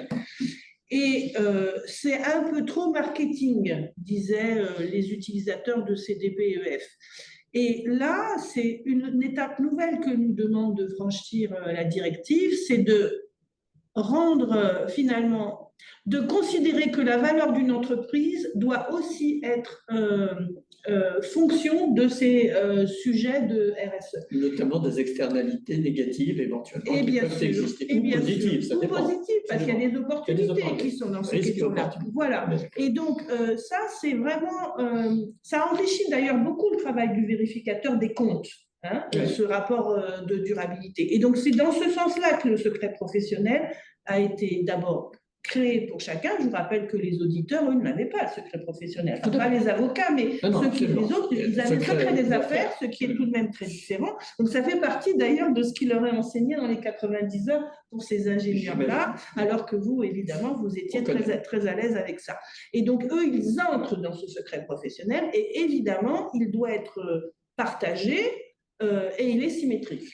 Alors, peut-être peut-on préciser, le texte de loi est un peu différent, enfin, l'article du Code de commerce est différent, on parle des éléments d'information strictement nécessaires, et je pense que notamment on couvre pour le TI justement les avocats qui eux-mêmes sont soumis à un secret professionnel. Mais un peu différent, voilà, et dans l'intérêt de leurs clients, voilà. Alors que là, c'est dans l'intérêt de la qualité de l'information et de la confiance qu'on doit avoir dans l'économie. Ils sont très à l'aise avec le secret professionnel, et vous savez d'ailleurs qu'en matière d'avocats, il y a eu des lois qui ont évolué là-dessus, qui est difficile. Hein. Donc, ils y sont très attachés, c'est quelque chose qu'ils connaissent parfaitement, et ils savent le partager quand il y a lieu. J'ai moins d'inquiétude avec les avocats. Hein. C'est nouveau pour les ingénieurs. Donc, voilà. Mais ne leur dites pas, surtout, ah non, je ne te donne aucune information parce que tu es un ingénieur. Donc, voilà. Non, mais je pense qu'effectivement, nous-mêmes, en tant que commissaire aux comptes, on est à peu près rompus à ce partage de secret professionnel, notamment dans les cadres de consolidation. Dans la NEP 600. Dans les comptes consolidés. Bon, bref, là, je suis sûr qu'il y aura des effets d'expérience qu'il va falloir faire avancer. Et là encore, j'insiste, et vraiment au niveau des professionnels qui nous écoutent, d'être très attention, puisque la levée du secret professionnel est très encadrée. Levée du secret professionnel ne veut pas dire je remets mon dossier à disposition de l'autre, mais je crois qu'il faut le rappeler. Il y a le jugement professionnel là-dessus aussi. Hein. Donc, il n'y a pas très longtemps, on l'a vu aussi entre deux commissaires aux comptes. Hein, ils nous ont écrit, il y en a un qui nous a écrit en disant c'est curieux, dans une NEP 600, hein, dans le cadre d'une NEP 600, c'est curieux ce que me demande le commissaire aux comptes, mon confrère, qui est chargé de certifier les comptes de la maison mère, alors que moi, je suis une filiale. Est-ce qu'il a le droit de me demander ça? Et on leur a répondu en disant jugement professionnel, des deux côtés.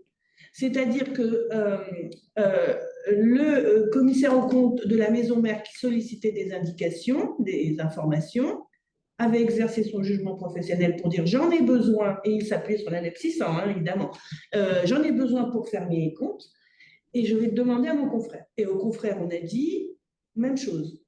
Regardez ce que demande votre confrère dans le cadre de deux professionnels tenus au secret professionnel, de façon symétrique. Est-ce qu'effectivement, ces informations-là, vous estimez qu'il en a besoin pour ses travaux, voilà. Et documentez votre réponse. Et après, encore une fois, et pour les contrôleurs et pour le collège, le jugement professionnel du commissaire aux comptes, il est extrêmement précieux. D'abord, on pense que si vous ne l'aviez pas, vous ne pourriez pas exercer votre mission. Et il faut s'appuyer dessus. Simplement, s'appuyer dessus vraiment en réfléchissant à la question et en le documentant. Je vais le faire et je ne vais pas le faire parce que… Et en tout état de cause, il y a des formes. Et donc, là encore, la mise à disposition du dossier de travail, je rappelle, elle est strictement encadrée. On ne peut pas le faire auprès de n'importe qui. Non, il n'est pas question de remettre votre dossier de travail à votre… Non, mais parce que certains professionnels peuvent s'interroger. Alors, il y a quand même des questions très concrètes.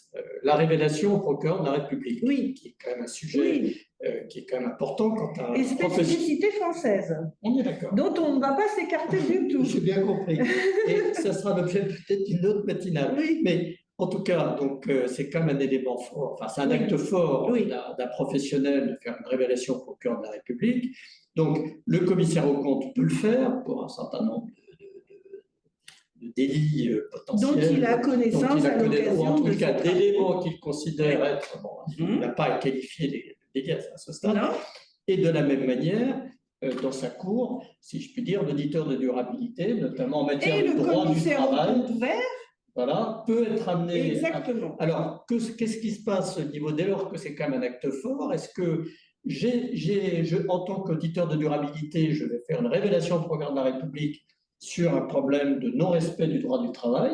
Est-ce que c'est un sujet dont je dois systématiquement informer le CAC en charge de la certification des comptes? Enfin voilà, comment j'arrive à gérer ça? D'abord, j'ai pris à tâche de façon très imminente avec la direction des affaires criminelles et des grâces, parce que vous savez que la mise en œuvre de cette obligation, elle est sous-tendue et décrite dans une circulaire, circulaire de 2014 qu'il faut revoir, puisque elle ne concerne que les commissaires aux comptes et que les informations en matière de certification des comptes. Or là, même pour les commissaires aux comptes, il y a de nouvelles infractions qui vont entrer dans le champ de ce que vous pourriez révéler au procureur de la République, et pas seulement le droit du travail, mais aussi le code pénal de l'environnement. Oui, enfin, l'environnement, bien sûr.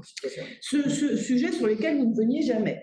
Et en plus, donc, cette circulaire, comme je l'ai dit, ne concernait que les commissaires aux comptes et pour cause. Et là, il va falloir que l'ensemble des auditeurs, donc les avocats, ça va être un choc culturel. Ça va être intéressant. Oui, et les ingénieurs qui ne connaissaient pas ça du tout, enfin, de loin en loin, mais sur des sujets extrêmement précis, très ponctuels. Voilà. Donc, il faut que je parvienne à convaincre la directrice des affaires criminelles et des grâces d'enrichir cette circulaire pour que les commissions de liaison des procureurs généraux, etc., soient plus largement accueillantes pour ces nouvelles infractions et ce nouveau professionnel. Après, non, révélation des faits délictueux, c'est vous et le procureur de la République, personne d'autre. D'ailleurs, même pas votre associé, pas l'entreprise, évidemment, rien. Enfin, c'est pas très fin, quand même. La révélation au procureur de la République, c'est pas très fin. Mais c'est une lettre que vous écrivez au procureur de la République avec ce que vous avez recueilli comme élément. Et comme vous le savez, c'est le procureur de la République en fait bien ce qu'il veut. Et il n'a d'ailleurs pas à vous informer des suites qu'il donne. Moi, je demande à chaque fois au procureur d'attirer l'attention sur des enquêteurs sur le fait qu'il faut qu'ils essayent de ne pas non plus divulguer trop de choses lorsqu'ils vont enquêter sur l'infraction, les infractions que vous auriez pu révéler. Et je pense qu'il faut peut-être aussi rajouter une ou deux phrases dans la circulaire sur ce point. Mais non, c'est un dialogue avec le procureur de la République. Autre question, zone de recoupement éventuellement, donc il y a une communication à faire des deux, soit l'auditeur de durabilité, le commissaire en compte, aux organes de gouvernance. Donc de temps en temps, ces organes pourront être distincts s'il y a un comité particulier sur la durabilité différent du comité d'audit sur les comptes, mais dans un certain nombre de cas, on risque d'avoir la même formation. En d'autres termes, est-ce que moi j'assisterai systématiquement en tant que commissaire au compte au rendu de compte, si je puis dire, de l'auditeur de durabilité si je ne le suis pas? Ça dépend. Et réciproquement. Ça dépend de l'ordre du jour. D'accord. Il y a des cas où il faudra que vous soyez ensemble et ce sera même vraiment nécessaire, et d'autres où chacun a ses sujets. D'accord. Je peux pas. Voilà. Puis la pratique va nous dire. Oui, la pratique, en tout cas de cause, ça n'empêche pas d'avoir une discussion en amont. Oui. Justement de ces. C'est ça qui est intéressant en plus. Moi, je trouve. Je ne peux pas aller plus loin dans ma réponse. Non, mais la pratique nous dira.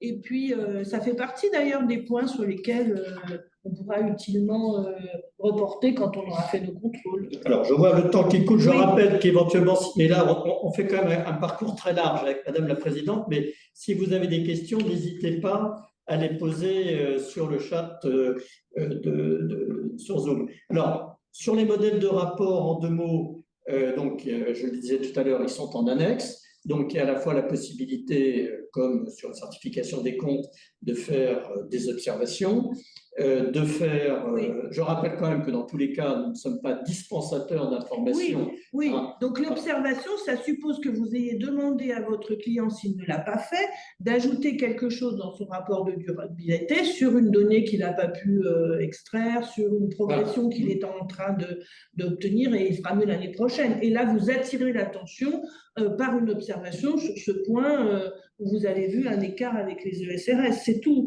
Alors, nous, on y tient beaucoup. On y tient beaucoup parce qu'on pense, encore une fois, je l'ai dit, que les rapports ne seront pas parfaits dès la première année. Ou sera rarement parfait.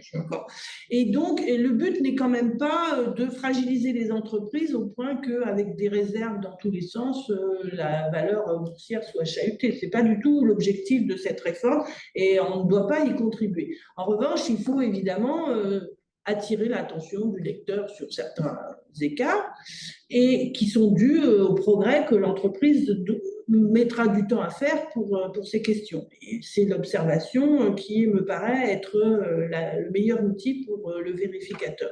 Et nous attendons à ce qu'il y en ait beaucoup. D'accord. Ça ne doit pas surprendre les comités d'audit ou les conseils d'administration, à l'inverse des comptes. Il faut expliquer qu'on est dans une nouvelle culture et une nouvelle...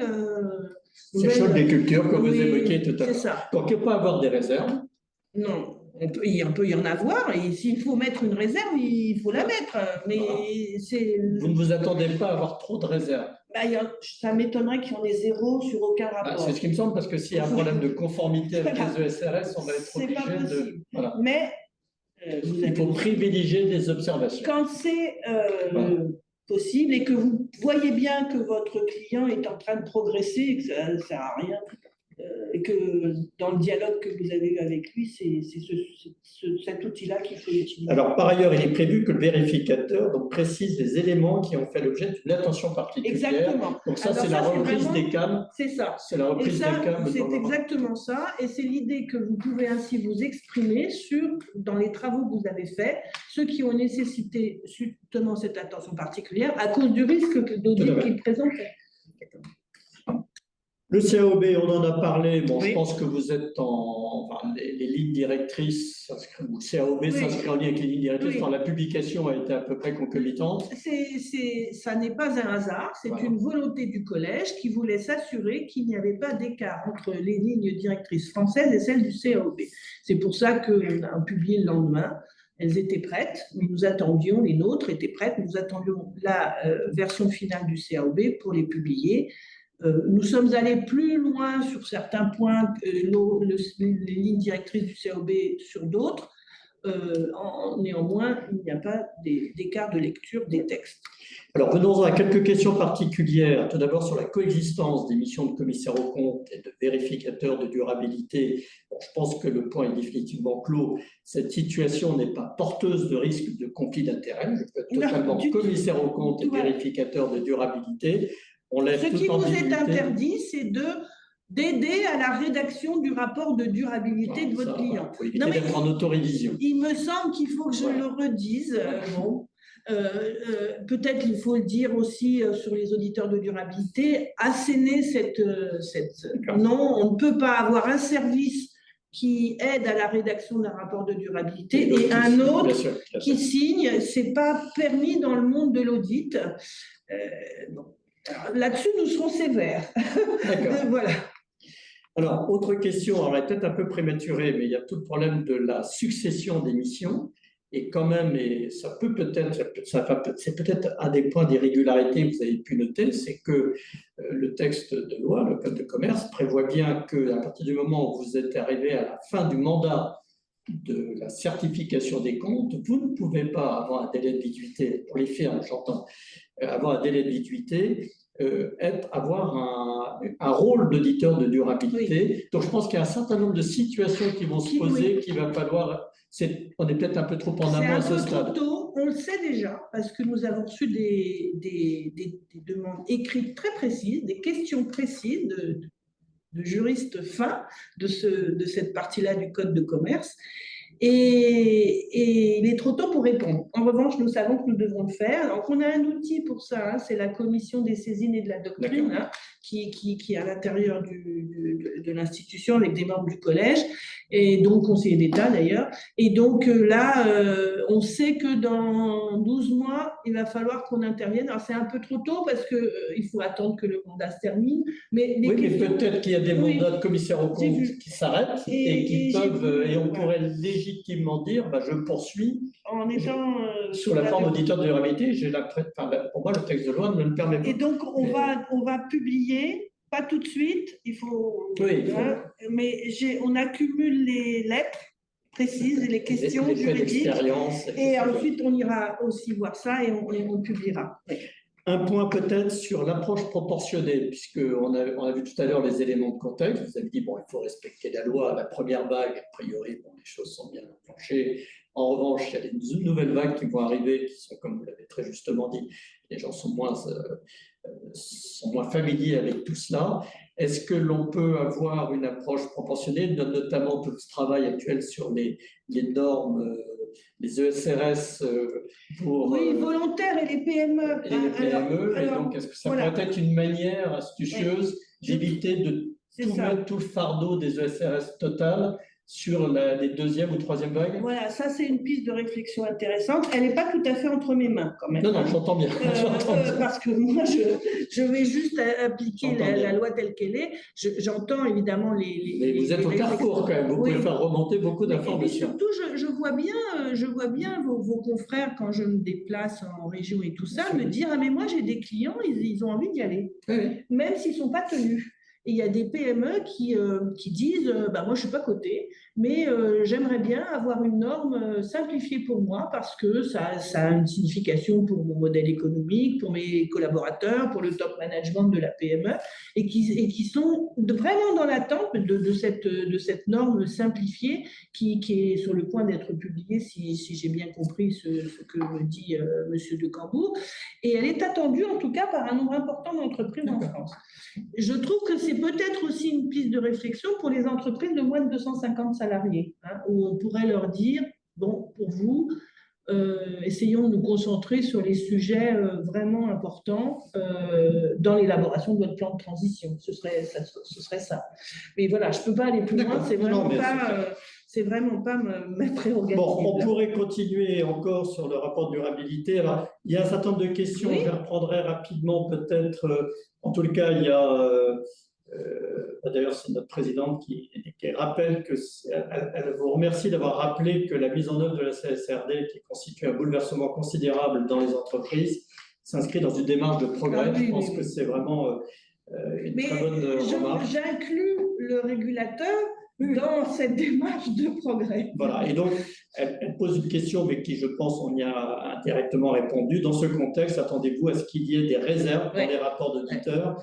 Des observations ne seraient-elles pas plus constructives? Enfin, vous avez… J'ai répondu, je pense que voilà, c'est le panel de réponses à la disposition du vérificateur. Il faut vraiment qu'il l'utilise et nous, on a déjà dit que nous attendons à ce qu'il y ait de nombreuses observations.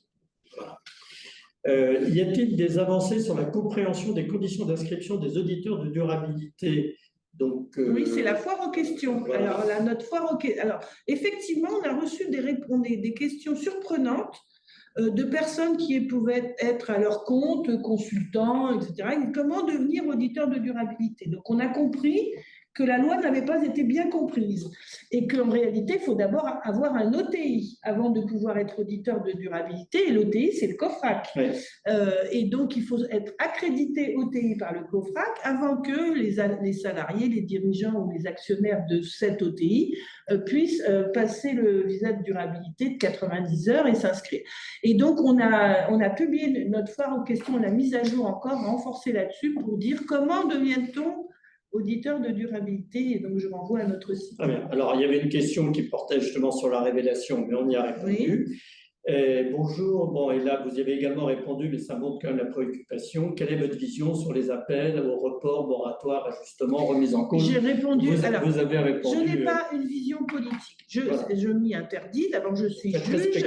Et j'ai juré il y a près de 40 années de faire respecter la loi. Voilà. Et donc, moi, je ne l'écris pas. Voilà. Donc, j'ai pas cette vision politique-là, n'est pas entre mes mains. Voilà. Je dis juste simplement que je vois les entreprises s'engager, s'agacer parfois, je vois les professionnels s'engager aussi, je vois les attentes sociétales très fortes. Voilà. Après, la décision politique, c'est vraiment pas la mienne. Voilà, donc on passe maintenant sur le quatrième volet, qui est l'actualité professionnelle. On peut aller assez vite. Oui. Sur la partie contrôle, bon, j'avais déjà fait mon Calimero l'année dernière en expliquant que ce n'était pas satisfaisant de voir que la synthèse des contrôles de H3C montrait que s'agissant des EIP, on avait toujours un pourcentage énorme de sociétés pour lesquelles enfin, d'opinions qui n'étaient pas étayées. Donc, on avait plus de 40% l'année dernière, plus 62%. Et je considère toujours autant on apprécie lorsque les bonnes pratiques sont indiquées dans cette synthèse, autant quand on voit apparaître ces chiffres, ça interpelle en disant mais est-ce que la profession, est-ce que ça ne donne pas une mauvaise image? Donc, c'est le problème. Est-ce que ça reflète la réalité de la profession? Vous pouvez peut-être dire un mot là-dessus. Bien sûr, plus qu'un mot. D'abord, on l'écrit dans le document lui-même et on explique que ça n'est pas un sondage sur une population exhaustive dont on peut extrapoler les résultats. Nous sommes tenus par la loi de faire des contrôles fondés sur les risques. Ça veut dire que la loi nous demande de faire exactement le contraire qu'un sondage et de préalablement à aller faire nos contrôles, regarder, et nous l'avons fait, parmi les cabinets, parmi les mandats, lesquels sont les plus risqués. Et c'est sur cela que nous devons contrôler. On a donc, avec un outil informatique pointu, effectué une cartographie de notre population qui est composée à la fois de professionnels, structures d'exercice, et de mandats. On l'a alimenté avec ce que nous avons déjà vu chez ces professionnels et chez ces mandats, puisqu'on suit tout, on a une base de données solide. Et donc, nous allons voir là où nous pensons que nous allons trouver des choses. C'est pour cela, et nous l'écrivons d'ailleurs dans notre rapport, ça n'est pas représentatif de la qualité du travail c'est d'ailleurs pas fait pour ça. C'est fait pour aller voir ce qui est pas suffisamment approfondi dans les travaux du commissaire aux comptes pour parvenir à sa conclusion. C'est ça, une opinion non étayée. Ça ne veut pas dire que les comptes de l'entreprise sont faux. Non, j'entends bien. Oui, mais parce qu'on lit dans la presse des choses différentes là-dessus. Une opinion non étayée, ça veut dire que le commissaire aux comptes n'a pas fait des travaux suffisants pour conclure comme il l'a fait. Il va un peu trop loin. Il conclut en disant non, mais ça doit aller. Ça doit être bien. Je ne suis pas allée voir. C'est sous vide du jugement professionnel, Madame la Présidente. Oui, mais quand même, dans le vide, il y a quand même des normes qui vous disent avant ce que vous devez faire. Vous voyez ? Et donc, alors, qu'est-ce que nous voyons souvent? L'exhaustivité du chiffre d'affaires devant un contrôle interne sur lequel, c'est la difficulté sur lequel vous ne pouvez pas vous reposer. C'est la difficulté majeure des commissaires aux comptes. On le sait bien, vous le savez bien, je ne vous apprends rien. Mais sauf que nous, en face, on est en difficulté pour dire « Ah ben non, il a certifié que les comptes ne comportaient pas d'anomalies significatives, sauf qu'il a un problème avec son chiffre d'affaires. » Il y a aussi des questions de chiffre d'affaires difficiles à établir, par exemple quand c'est sur une longue période, avec des contrats de la longue durée, et vous êtes en difficulté là-dessus parce que l'entreprise elle-même a des difficultés d'élaboration de son chiffre d'affaires. Demandez-lui de progresser. On l'a dit, je l'ai déjà dit sur les mutuelles aussi, où souvent vous n'êtes pas en mesure de voir la totalité de l'activité de la mutuelle parce qu'elle a externalisé beaucoup de services. Et vous vous dites, bon, ben, tout ça doit être bien. Ben non, ça ne doit pas être bien. Nous demandons que les travaux soient davantage étayés. Donc, pour revenir à cette synthèse, ça n'est pas une image fidèle de la profession. Hein, voilà. D'ailleurs, on le martèle. La loi nous demande le contraire. La loi nous demande d'aller voir les objets risqués. D'accord. Donc, forcément, les risques apparaissent. Donc, je faisais référence tout à l'heure à la fameuse réunion que vous aviez faite en septembre, à la septembre, Maison de la Chimie. En effet, vous aviez présenté la nouvelle procédure, enfin, le nouveau système PER. Voilà. On ne va peut-être pas rentrer dans le détail, on renvoie les commissaires aux comptes. À cette conférence qui est d'ailleurs à cette conférence qui est disponible. Un point rapide mais je crois qu'on l'a déjà abordé. Moi, je comprends que tout ce qui est contrôle sur les rapports de durabilité, là aussi, j'avais évoqué la notion de souplesse. J'avais dit non, ce n'est pas une notion de souplesse, c'est une notion de dialogue. Oui. Et on est plus il y aura un dialogue attentif. Voilà, on n'a pas encore cartographié notre population des auditeurs de durabilité, des mandats qu'ils ont. On est vraiment au début, c'est la compréhension des travaux qu'il a pu accomplir, un dialogue avec les contrôleurs sur le contenu de leur dossier d'audit. Tiens, pourquoi, justement, les cas, où est-ce qu'ils ont été, pourquoi, c'est vraiment, je pense qu'on en a même pour 2 ou 3 exercices à faire ça, hein, pour bien comprendre finalement l'étendue des travaux accomplis, les difficultés rencontrées et ajuster après ce que nous, on devra… Ça, dans un effet d'expérience. C'est ça, c'est vraiment ça. Bon, je pense qu'on a terminé sur la partie contrôle. Un mot rapide sur les démissions, puisque on en parle à chaque fois et à chaque fois, les professionnels considèrent qu'il n'y a pas suffisamment de cas où ils peuvent démissionner. Ouais. Le régulateur dit non, mais attendez, il y a un mandat, 6 exercices et il n'y a pas à faire d'exception. Bon, notamment, on avait évoqué les problèmes de procédure collective ou autres qui posent des questions concrètes. Alors, en ce moment, il y a 2 actualités. D'abord, le code de déontologie de la profession doit être revu par la direction des affaires civiles du Sceau, justement pour mieux y intégrer les auditeurs de durabilité. Oui. Et vous savez bien que c'est un sujet voilà, donc on fait des propositions à la DACS. Évidemment, c'est elle qui, à la fin, aura la main. En plus, on a relancé ce sujet à la commission de la doctrine, des saisines et de la doctrine, et le collège a demandé que ce soit traité en priorité. On va publier une foire aux questions là-dessus. Et on veut s'ajuster aussi avec la DACS et de la compréhension que nous avons chacun des conditions de démission. Il ne faut pas espérer une révolution dans le sens d'une démission facile, parce que la démission, d'abord, c'est un mandat de 6 ans. Alors, mandat d'intérêt général. Et oui, légal. Hein, donc, voilà. Donc, on va progresser. Mais il y aura des éléments de souplesse qui vont permettre de mieux vivre dans certaines situations qui rendent la vie des commissions de mieux préciser certaines situations, et notamment dans les procédures collectives, effectivement. Mais dans les histoires de groupe, on commence à… les démissions, j'ai plus la tête de pont, donc je démissionne. Ça, on ne va pas être aussi souple, comme vous le dites. Et non, il y a des cas plus ouvert. Il y a des cas où non, vous devez continuer à exercer votre mandat parce que la structure du groupe vous permet d'avoir une parfaite connaissance des circuits d'élaboration des contrats des comptes de la filiale, et donc il n'y a pas de raison de vous démissionner. Formation, rapidement, je vous avais interrompu lorsque vous avez évoqué la procédure simplifiée. Voilà. Et là, elle va peut-être s'appliquer sur le non-respect des obligations de formation. Je continue à regretter, et le collège aussi, que les chiffres en la matière ne s'améliorent pas. C'est toujours les mêmes, on va dire.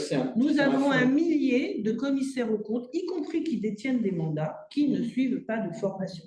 Ça doit changer, et donc je vois que mes propos ne suffisent pas, et donc j'avais demandé et j'ai obtenu du ministre de la Justice une réforme du Code de commerce là-dessus pour me donner une autre prérogative qui est la procédure simplifiée. Qu'est-ce que c'est la procédure simplifiée? C'est une procédure disciplinaire au cours de laquelle on peut reprocher aux commissaires aux comptes des faits récurrents et simples. Les manquements aux obligations déclaratives et les manquements aux obligations de formation continue. Et dans cette procédure-là, on constitue un dossier avec les données que nous avons et nous proposons à la présidente de la commission des sanctions une sanction pécuniaire ne pouvant pas excéder 15 000 €, avec des éléments suffisants pour dire au commissaire aux comptes, pour indiquer à la commission des sanctions, la présidente de la commission des sanctions, quelles sont un peu les ressources du commissaire aux comptes sur les éléments que nous avons pour que le montant de l'amende soit dissuasif pour le commissaire aux comptes, mais ne mette pas en difficulté, évidemment, c'est pas le but. Alors, on va commencer, comme la loi nous demande de réitérer, que ce soit des faits réitérés, nous commencerons en 2025 avec les obligations de déclaration de la formation, puisqu'elles sont faites en mars, et donc on aura mars 2024, mars 2025, et ceux-là auront… voilà. Donc, ça va être un peu industrialisé, puisqu'on passe à par centaines de dossiers. Et je le regrette, parce que je ne souhaitais pas aller jusque-là, mais Je ne peux pas comprendre, et le collège non plus, que des commissaires aux comptes puissent certifier des comptes alors qu'ils ne suivent pas de formation. Avec les modalités de changement des lois fiscales, des lois comptables, en se concentrant seulement sur les chiffres, sur les comptes, même pas sur la durabilité, et qu'on ne suive aucune formation, ça, je ne le comprends pas. Alors, dernier volet, il y aura encore un rapide volet international, mais gros volet sur la procédure disciplinaire. On a un peu évoqué la procédure devant la commission des sanctions. Peut-être revenir sur la typologie et la volumétrie des sanctions. Oui. Est-ce que vous pouvez nous donner quelques... Alors, depuis que la réforme de 2016 qui est entrée en 2017, le service des enquêtes a reçu 502 dossiers. Il en a classé, sans suite, le collège, 260. C'est vous dire que oui, nous classons. Oui. C'est quand même c'est quand même non négligeable. La moitié. Alors, ce chiffre va se réduire parce qu'il y avait dans ces 502 dossiers les dossiers qui étaient chez les procureurs généraux. Exact. Et on n'aurait peut-être pas, nous, ouvert une enquête. Voilà, donc ce pourcentage de classement va se réduire, mais il est toujours significatif. Voilà. 130 dossiers d'enquête ont été terminés et traités définitivement. 61 ont fait l'objet de sanctions prononcées par la formation de jugement, qu'elle soit la formation restreinte ou la commission des sanctions. 4, il n'y a pas eu de prononcé de sanctions par la formation restreinte. Elle a eu le dossier, mais elle n'a pas voulu poursuivre. 57 sont en attente d'audiencement. Voilà, c'est en cours. Et nous avons 8, ça c'est tout nouveau, dossiers de composition administrative. Okay. Donc, on a commencé, voilà, et on a déjà obtenu des accords de transactions. Mais qui ne sont pas publiés aujourd'hui encore. Pas encore, parce qu'il faut qu'ils soient validés par le collège, puis homologués par la commission des sanctions. Donc, on en est en phase de voilà, ça va être publié dès que la commission des sanctions les aura validés. Pardonnez-moi, les chiffres que vous avez donnés, c'est depuis 2016 Oui, enfin, depuis 2017. C'est 2017-2023. Oui, 24. Même, oui, jusqu'à là, à jour d'aujourd'hui. Et sur la typologie... Et en ce moment, on a 112 dossiers d'enquête en cours. Il y avait 260. Il y en a 57 qui sont en cours, mais ça, c'est les dossiers enquête. L'enquête est terminée. D'accord, et qui est devant la commission. Ils attendent d'être jugés. D'accord. Mais dans les services de Madame la rapporteure générale, elle a 112 dossiers. 112 dossiers. Sur les 502 qui ont été ouverts depuis sa création.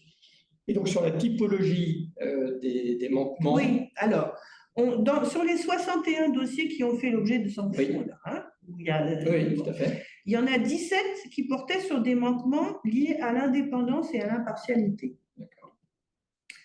15, c'était des manquements aux normes d'exercice professionnel. Donc, vous voyez, c'est à peu près équivalent tout ça. Enfin, c'est... Voilà. 10, c'était des atteintes à l'honneur et à la probité. Alors, ça a fait couler beaucoup d'encre. Hein. Vous avez vu, il y a eu une fraude fiscale, il y a eu un accident mortel de la circulation. Et puis, il y a eu 19 autres dossiers qui mélangent les démissions non justifiées, obstacles au contrôle. On a sanctionné, commissaire en compte, tout ça. Ou défaut de formation. Obstacle au contrôle. C'est-à-dire de qualité. Le commissaire au compte qui n'ouvre pas la porte au contrôleur. Contrôleur délégué, d'ailleurs, c'est le président de la compagnie nationale qui nous a alertés. On a même eu un commissaire au compte qui va être sanctionné parce qu'il, lui, il était contrôleur délégué, il n'a jamais rendu ses rapports. C'est pas bien. Alors, pourtant, non mais ça, on dit souvent que les douaniers sont les meilleurs contrôleurs. Non, les cordonniers, mal chaussés, enfin, voilà. Donc lui, c'est la première fois que ça nous arrive. Un point quand même, sauf exception, les sanctions sont toujours nominatives. Ben oui, qu'est-ce que vous voulez que ce soit d'autre? Et notamment lorsque le professionnel est mis hors de cause, parce qu'il peut y avoir une enquête et finalement il est mis hors de cause à la fin. Oui, ce qui est arrivé 4 fois. Voilà. 4 fois. Et c'est vrai que le fait d'avoir une communication nominative, d'être sur le site de la H2A, bon, même si le commissaire au compte est blanchi, ça laisse une trace. il n'y a pas de fumée sans feu, comme on dit chez nous. Mais ce n'est pas prévu par la loi. D'accord, ce n'est pas prévu par la loi. On peut dispenser de publication, enfin la commission des sanctions peut dispenser de publication si elle estime que ça aurait des conséquences excessives pour un commissaire en compte qui a été sanctionné. Mais ce n'est pas prévu quand il ne l'est pas. OK. Vous avez évoqué en effet les sanctions sur la probité. Donc, il y a notamment celui qui est un confrère qui a été poursuivi, qui a été coupable de délit d'homicide et de blessure involontaire sous l'emprise d'un état alcoolique. Donc, bon, on va peut-être pas revenir sur cette décision qui a fait l'objet d'une très bonne… oui, du professeur Merle. Oui. Du professeur Merle. C'est tout à fait ça, c'est ce qu'il écrit. Mais c'est vrai qu'en première analyse, on avait tendance à dire que la probité, c'était vraiment dans le cadre de mon exercice professionnel. Et moi, c'est ce que j'avais pu un peu comprendre. Et là, on voit bien que ça touche également la vie privée. Oui, et surtout si par sa gravité, ça a fini par jeter l'opprobre sur la profession. C'est ce que la jurisprudence administrative. Et on est bien d'accord, le fait que cet accident soit arrivé alors qu'il allait voir son client, ça n'a aucun rapport, il n'y a aucun lien professionnel. C'est la gravité des faits. Voilà, il y a eu 2 morts dans cette affaire. L'alcoolémie était extrême et donc c'est bien ça. Alors ensuite, rapidement sur l'articulation des travaux d'enquête, commission des sanctions de l'H2A avec d'autres autorités de poursuite, AMF ou judiciaire. Donc par exemple, on sait qu'au niveau de l'AMF, il y a une procédure d'aiguillage entre la voie administrative et la voie pénale. Vous pouvez dire sur des éventuelles zones de partage qui peuvent exister entre l'AMF, la H2A, les autres procédures. C'est vrai que d'abord l'AMF siège au collège, comme vous le savez, et à la formation d'examen des contrôles, comme la CPR, et c'est très utile puisque souvent, enfin, elle est d'autant plus intéressée quand ça porte évidemment sur des entités qui sont sous sa régulation. Et il y a évidemment des échanges très fournis entre les services d'enquête. On essaye de ne pas faire de doublons, c'est-à-dire c'est bien nous qui poursuivons les commissaires aux comptes lorsqu'il y a lieu de relever des manquements à leurs obligations d'audit dans les sociétés cotées, ce n'est pas l'AMF qui va le faire. Ça. Elle est évidemment centrée sur… l'information financière. Exactement, et puis les manipulations de cours, tout ce que vous voulez. Hein, et en revanche, c'est vrai que nos services d'enquête collaborent.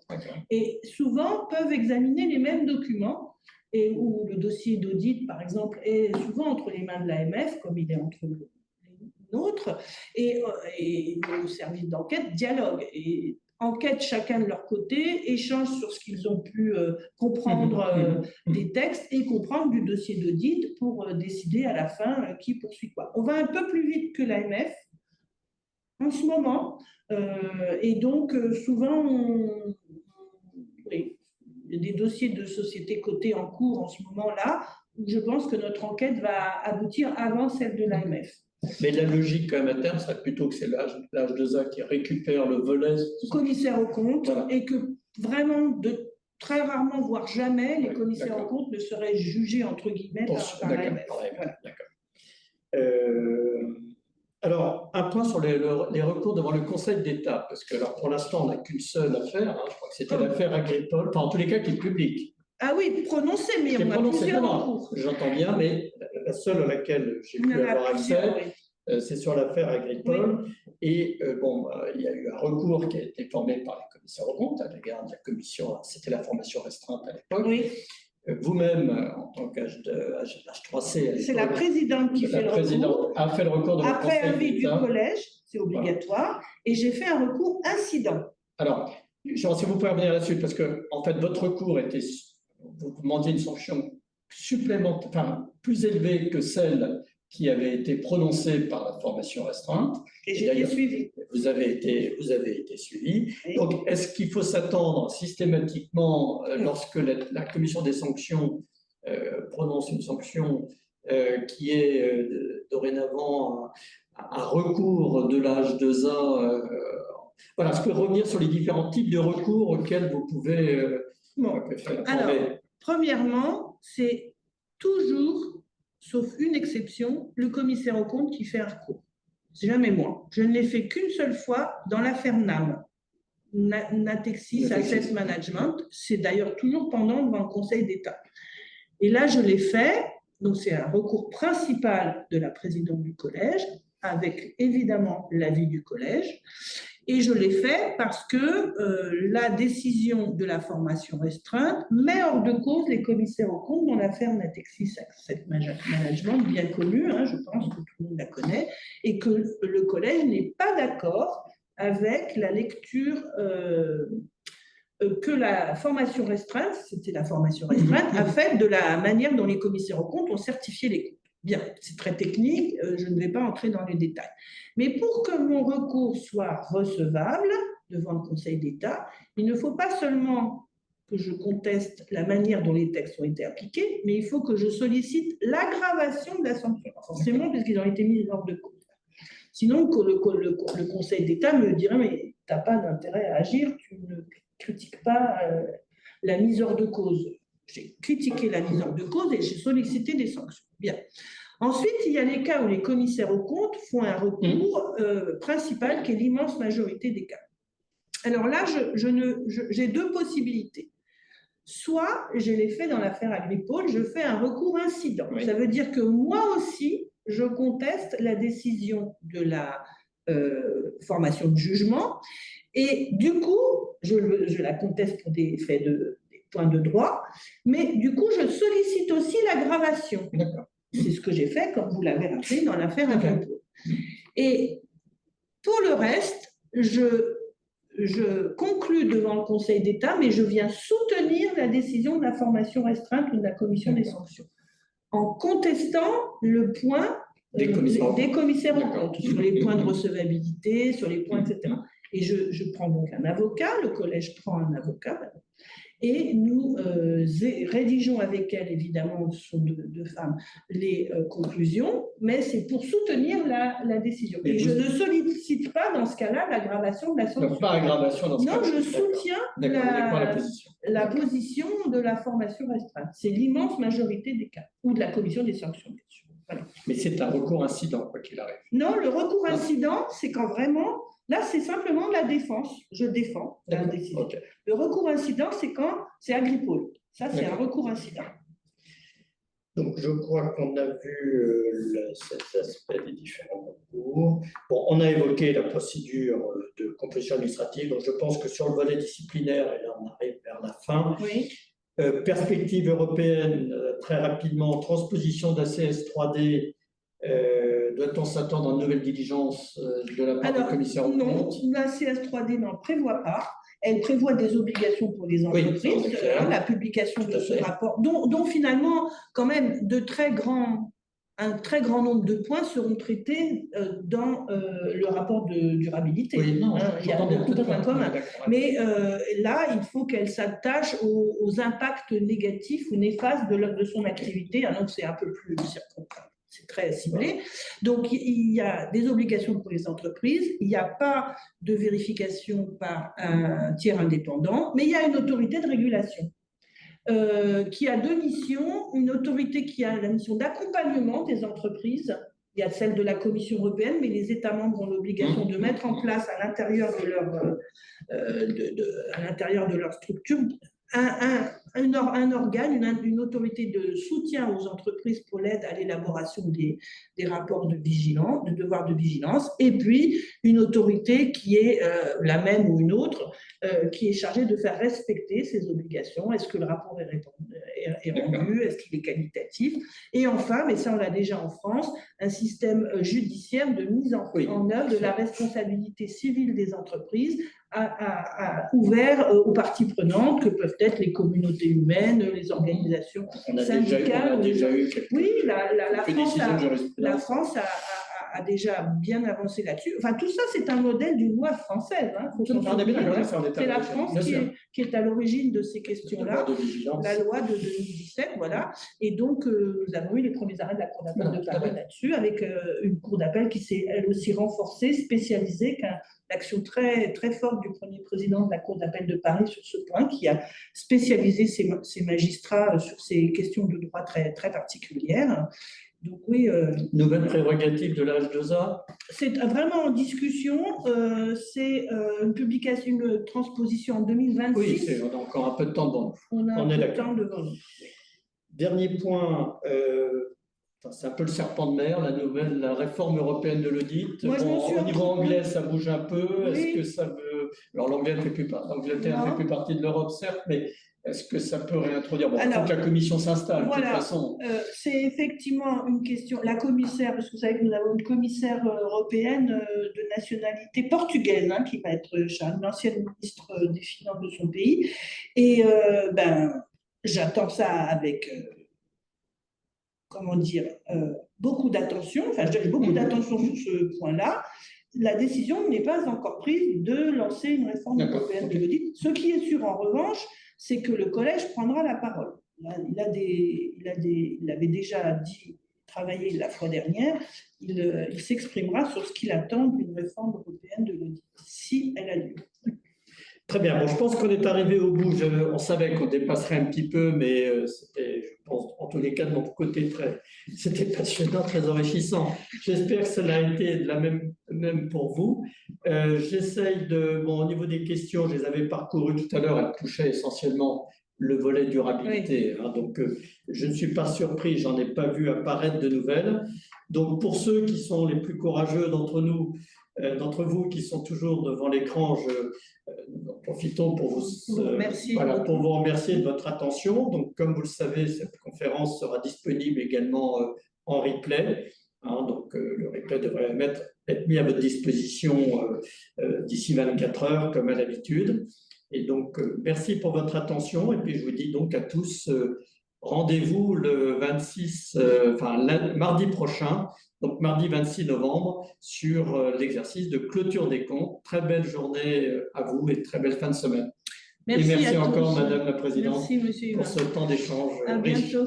Voilà. Au revoir à tous et au revoir à toutes.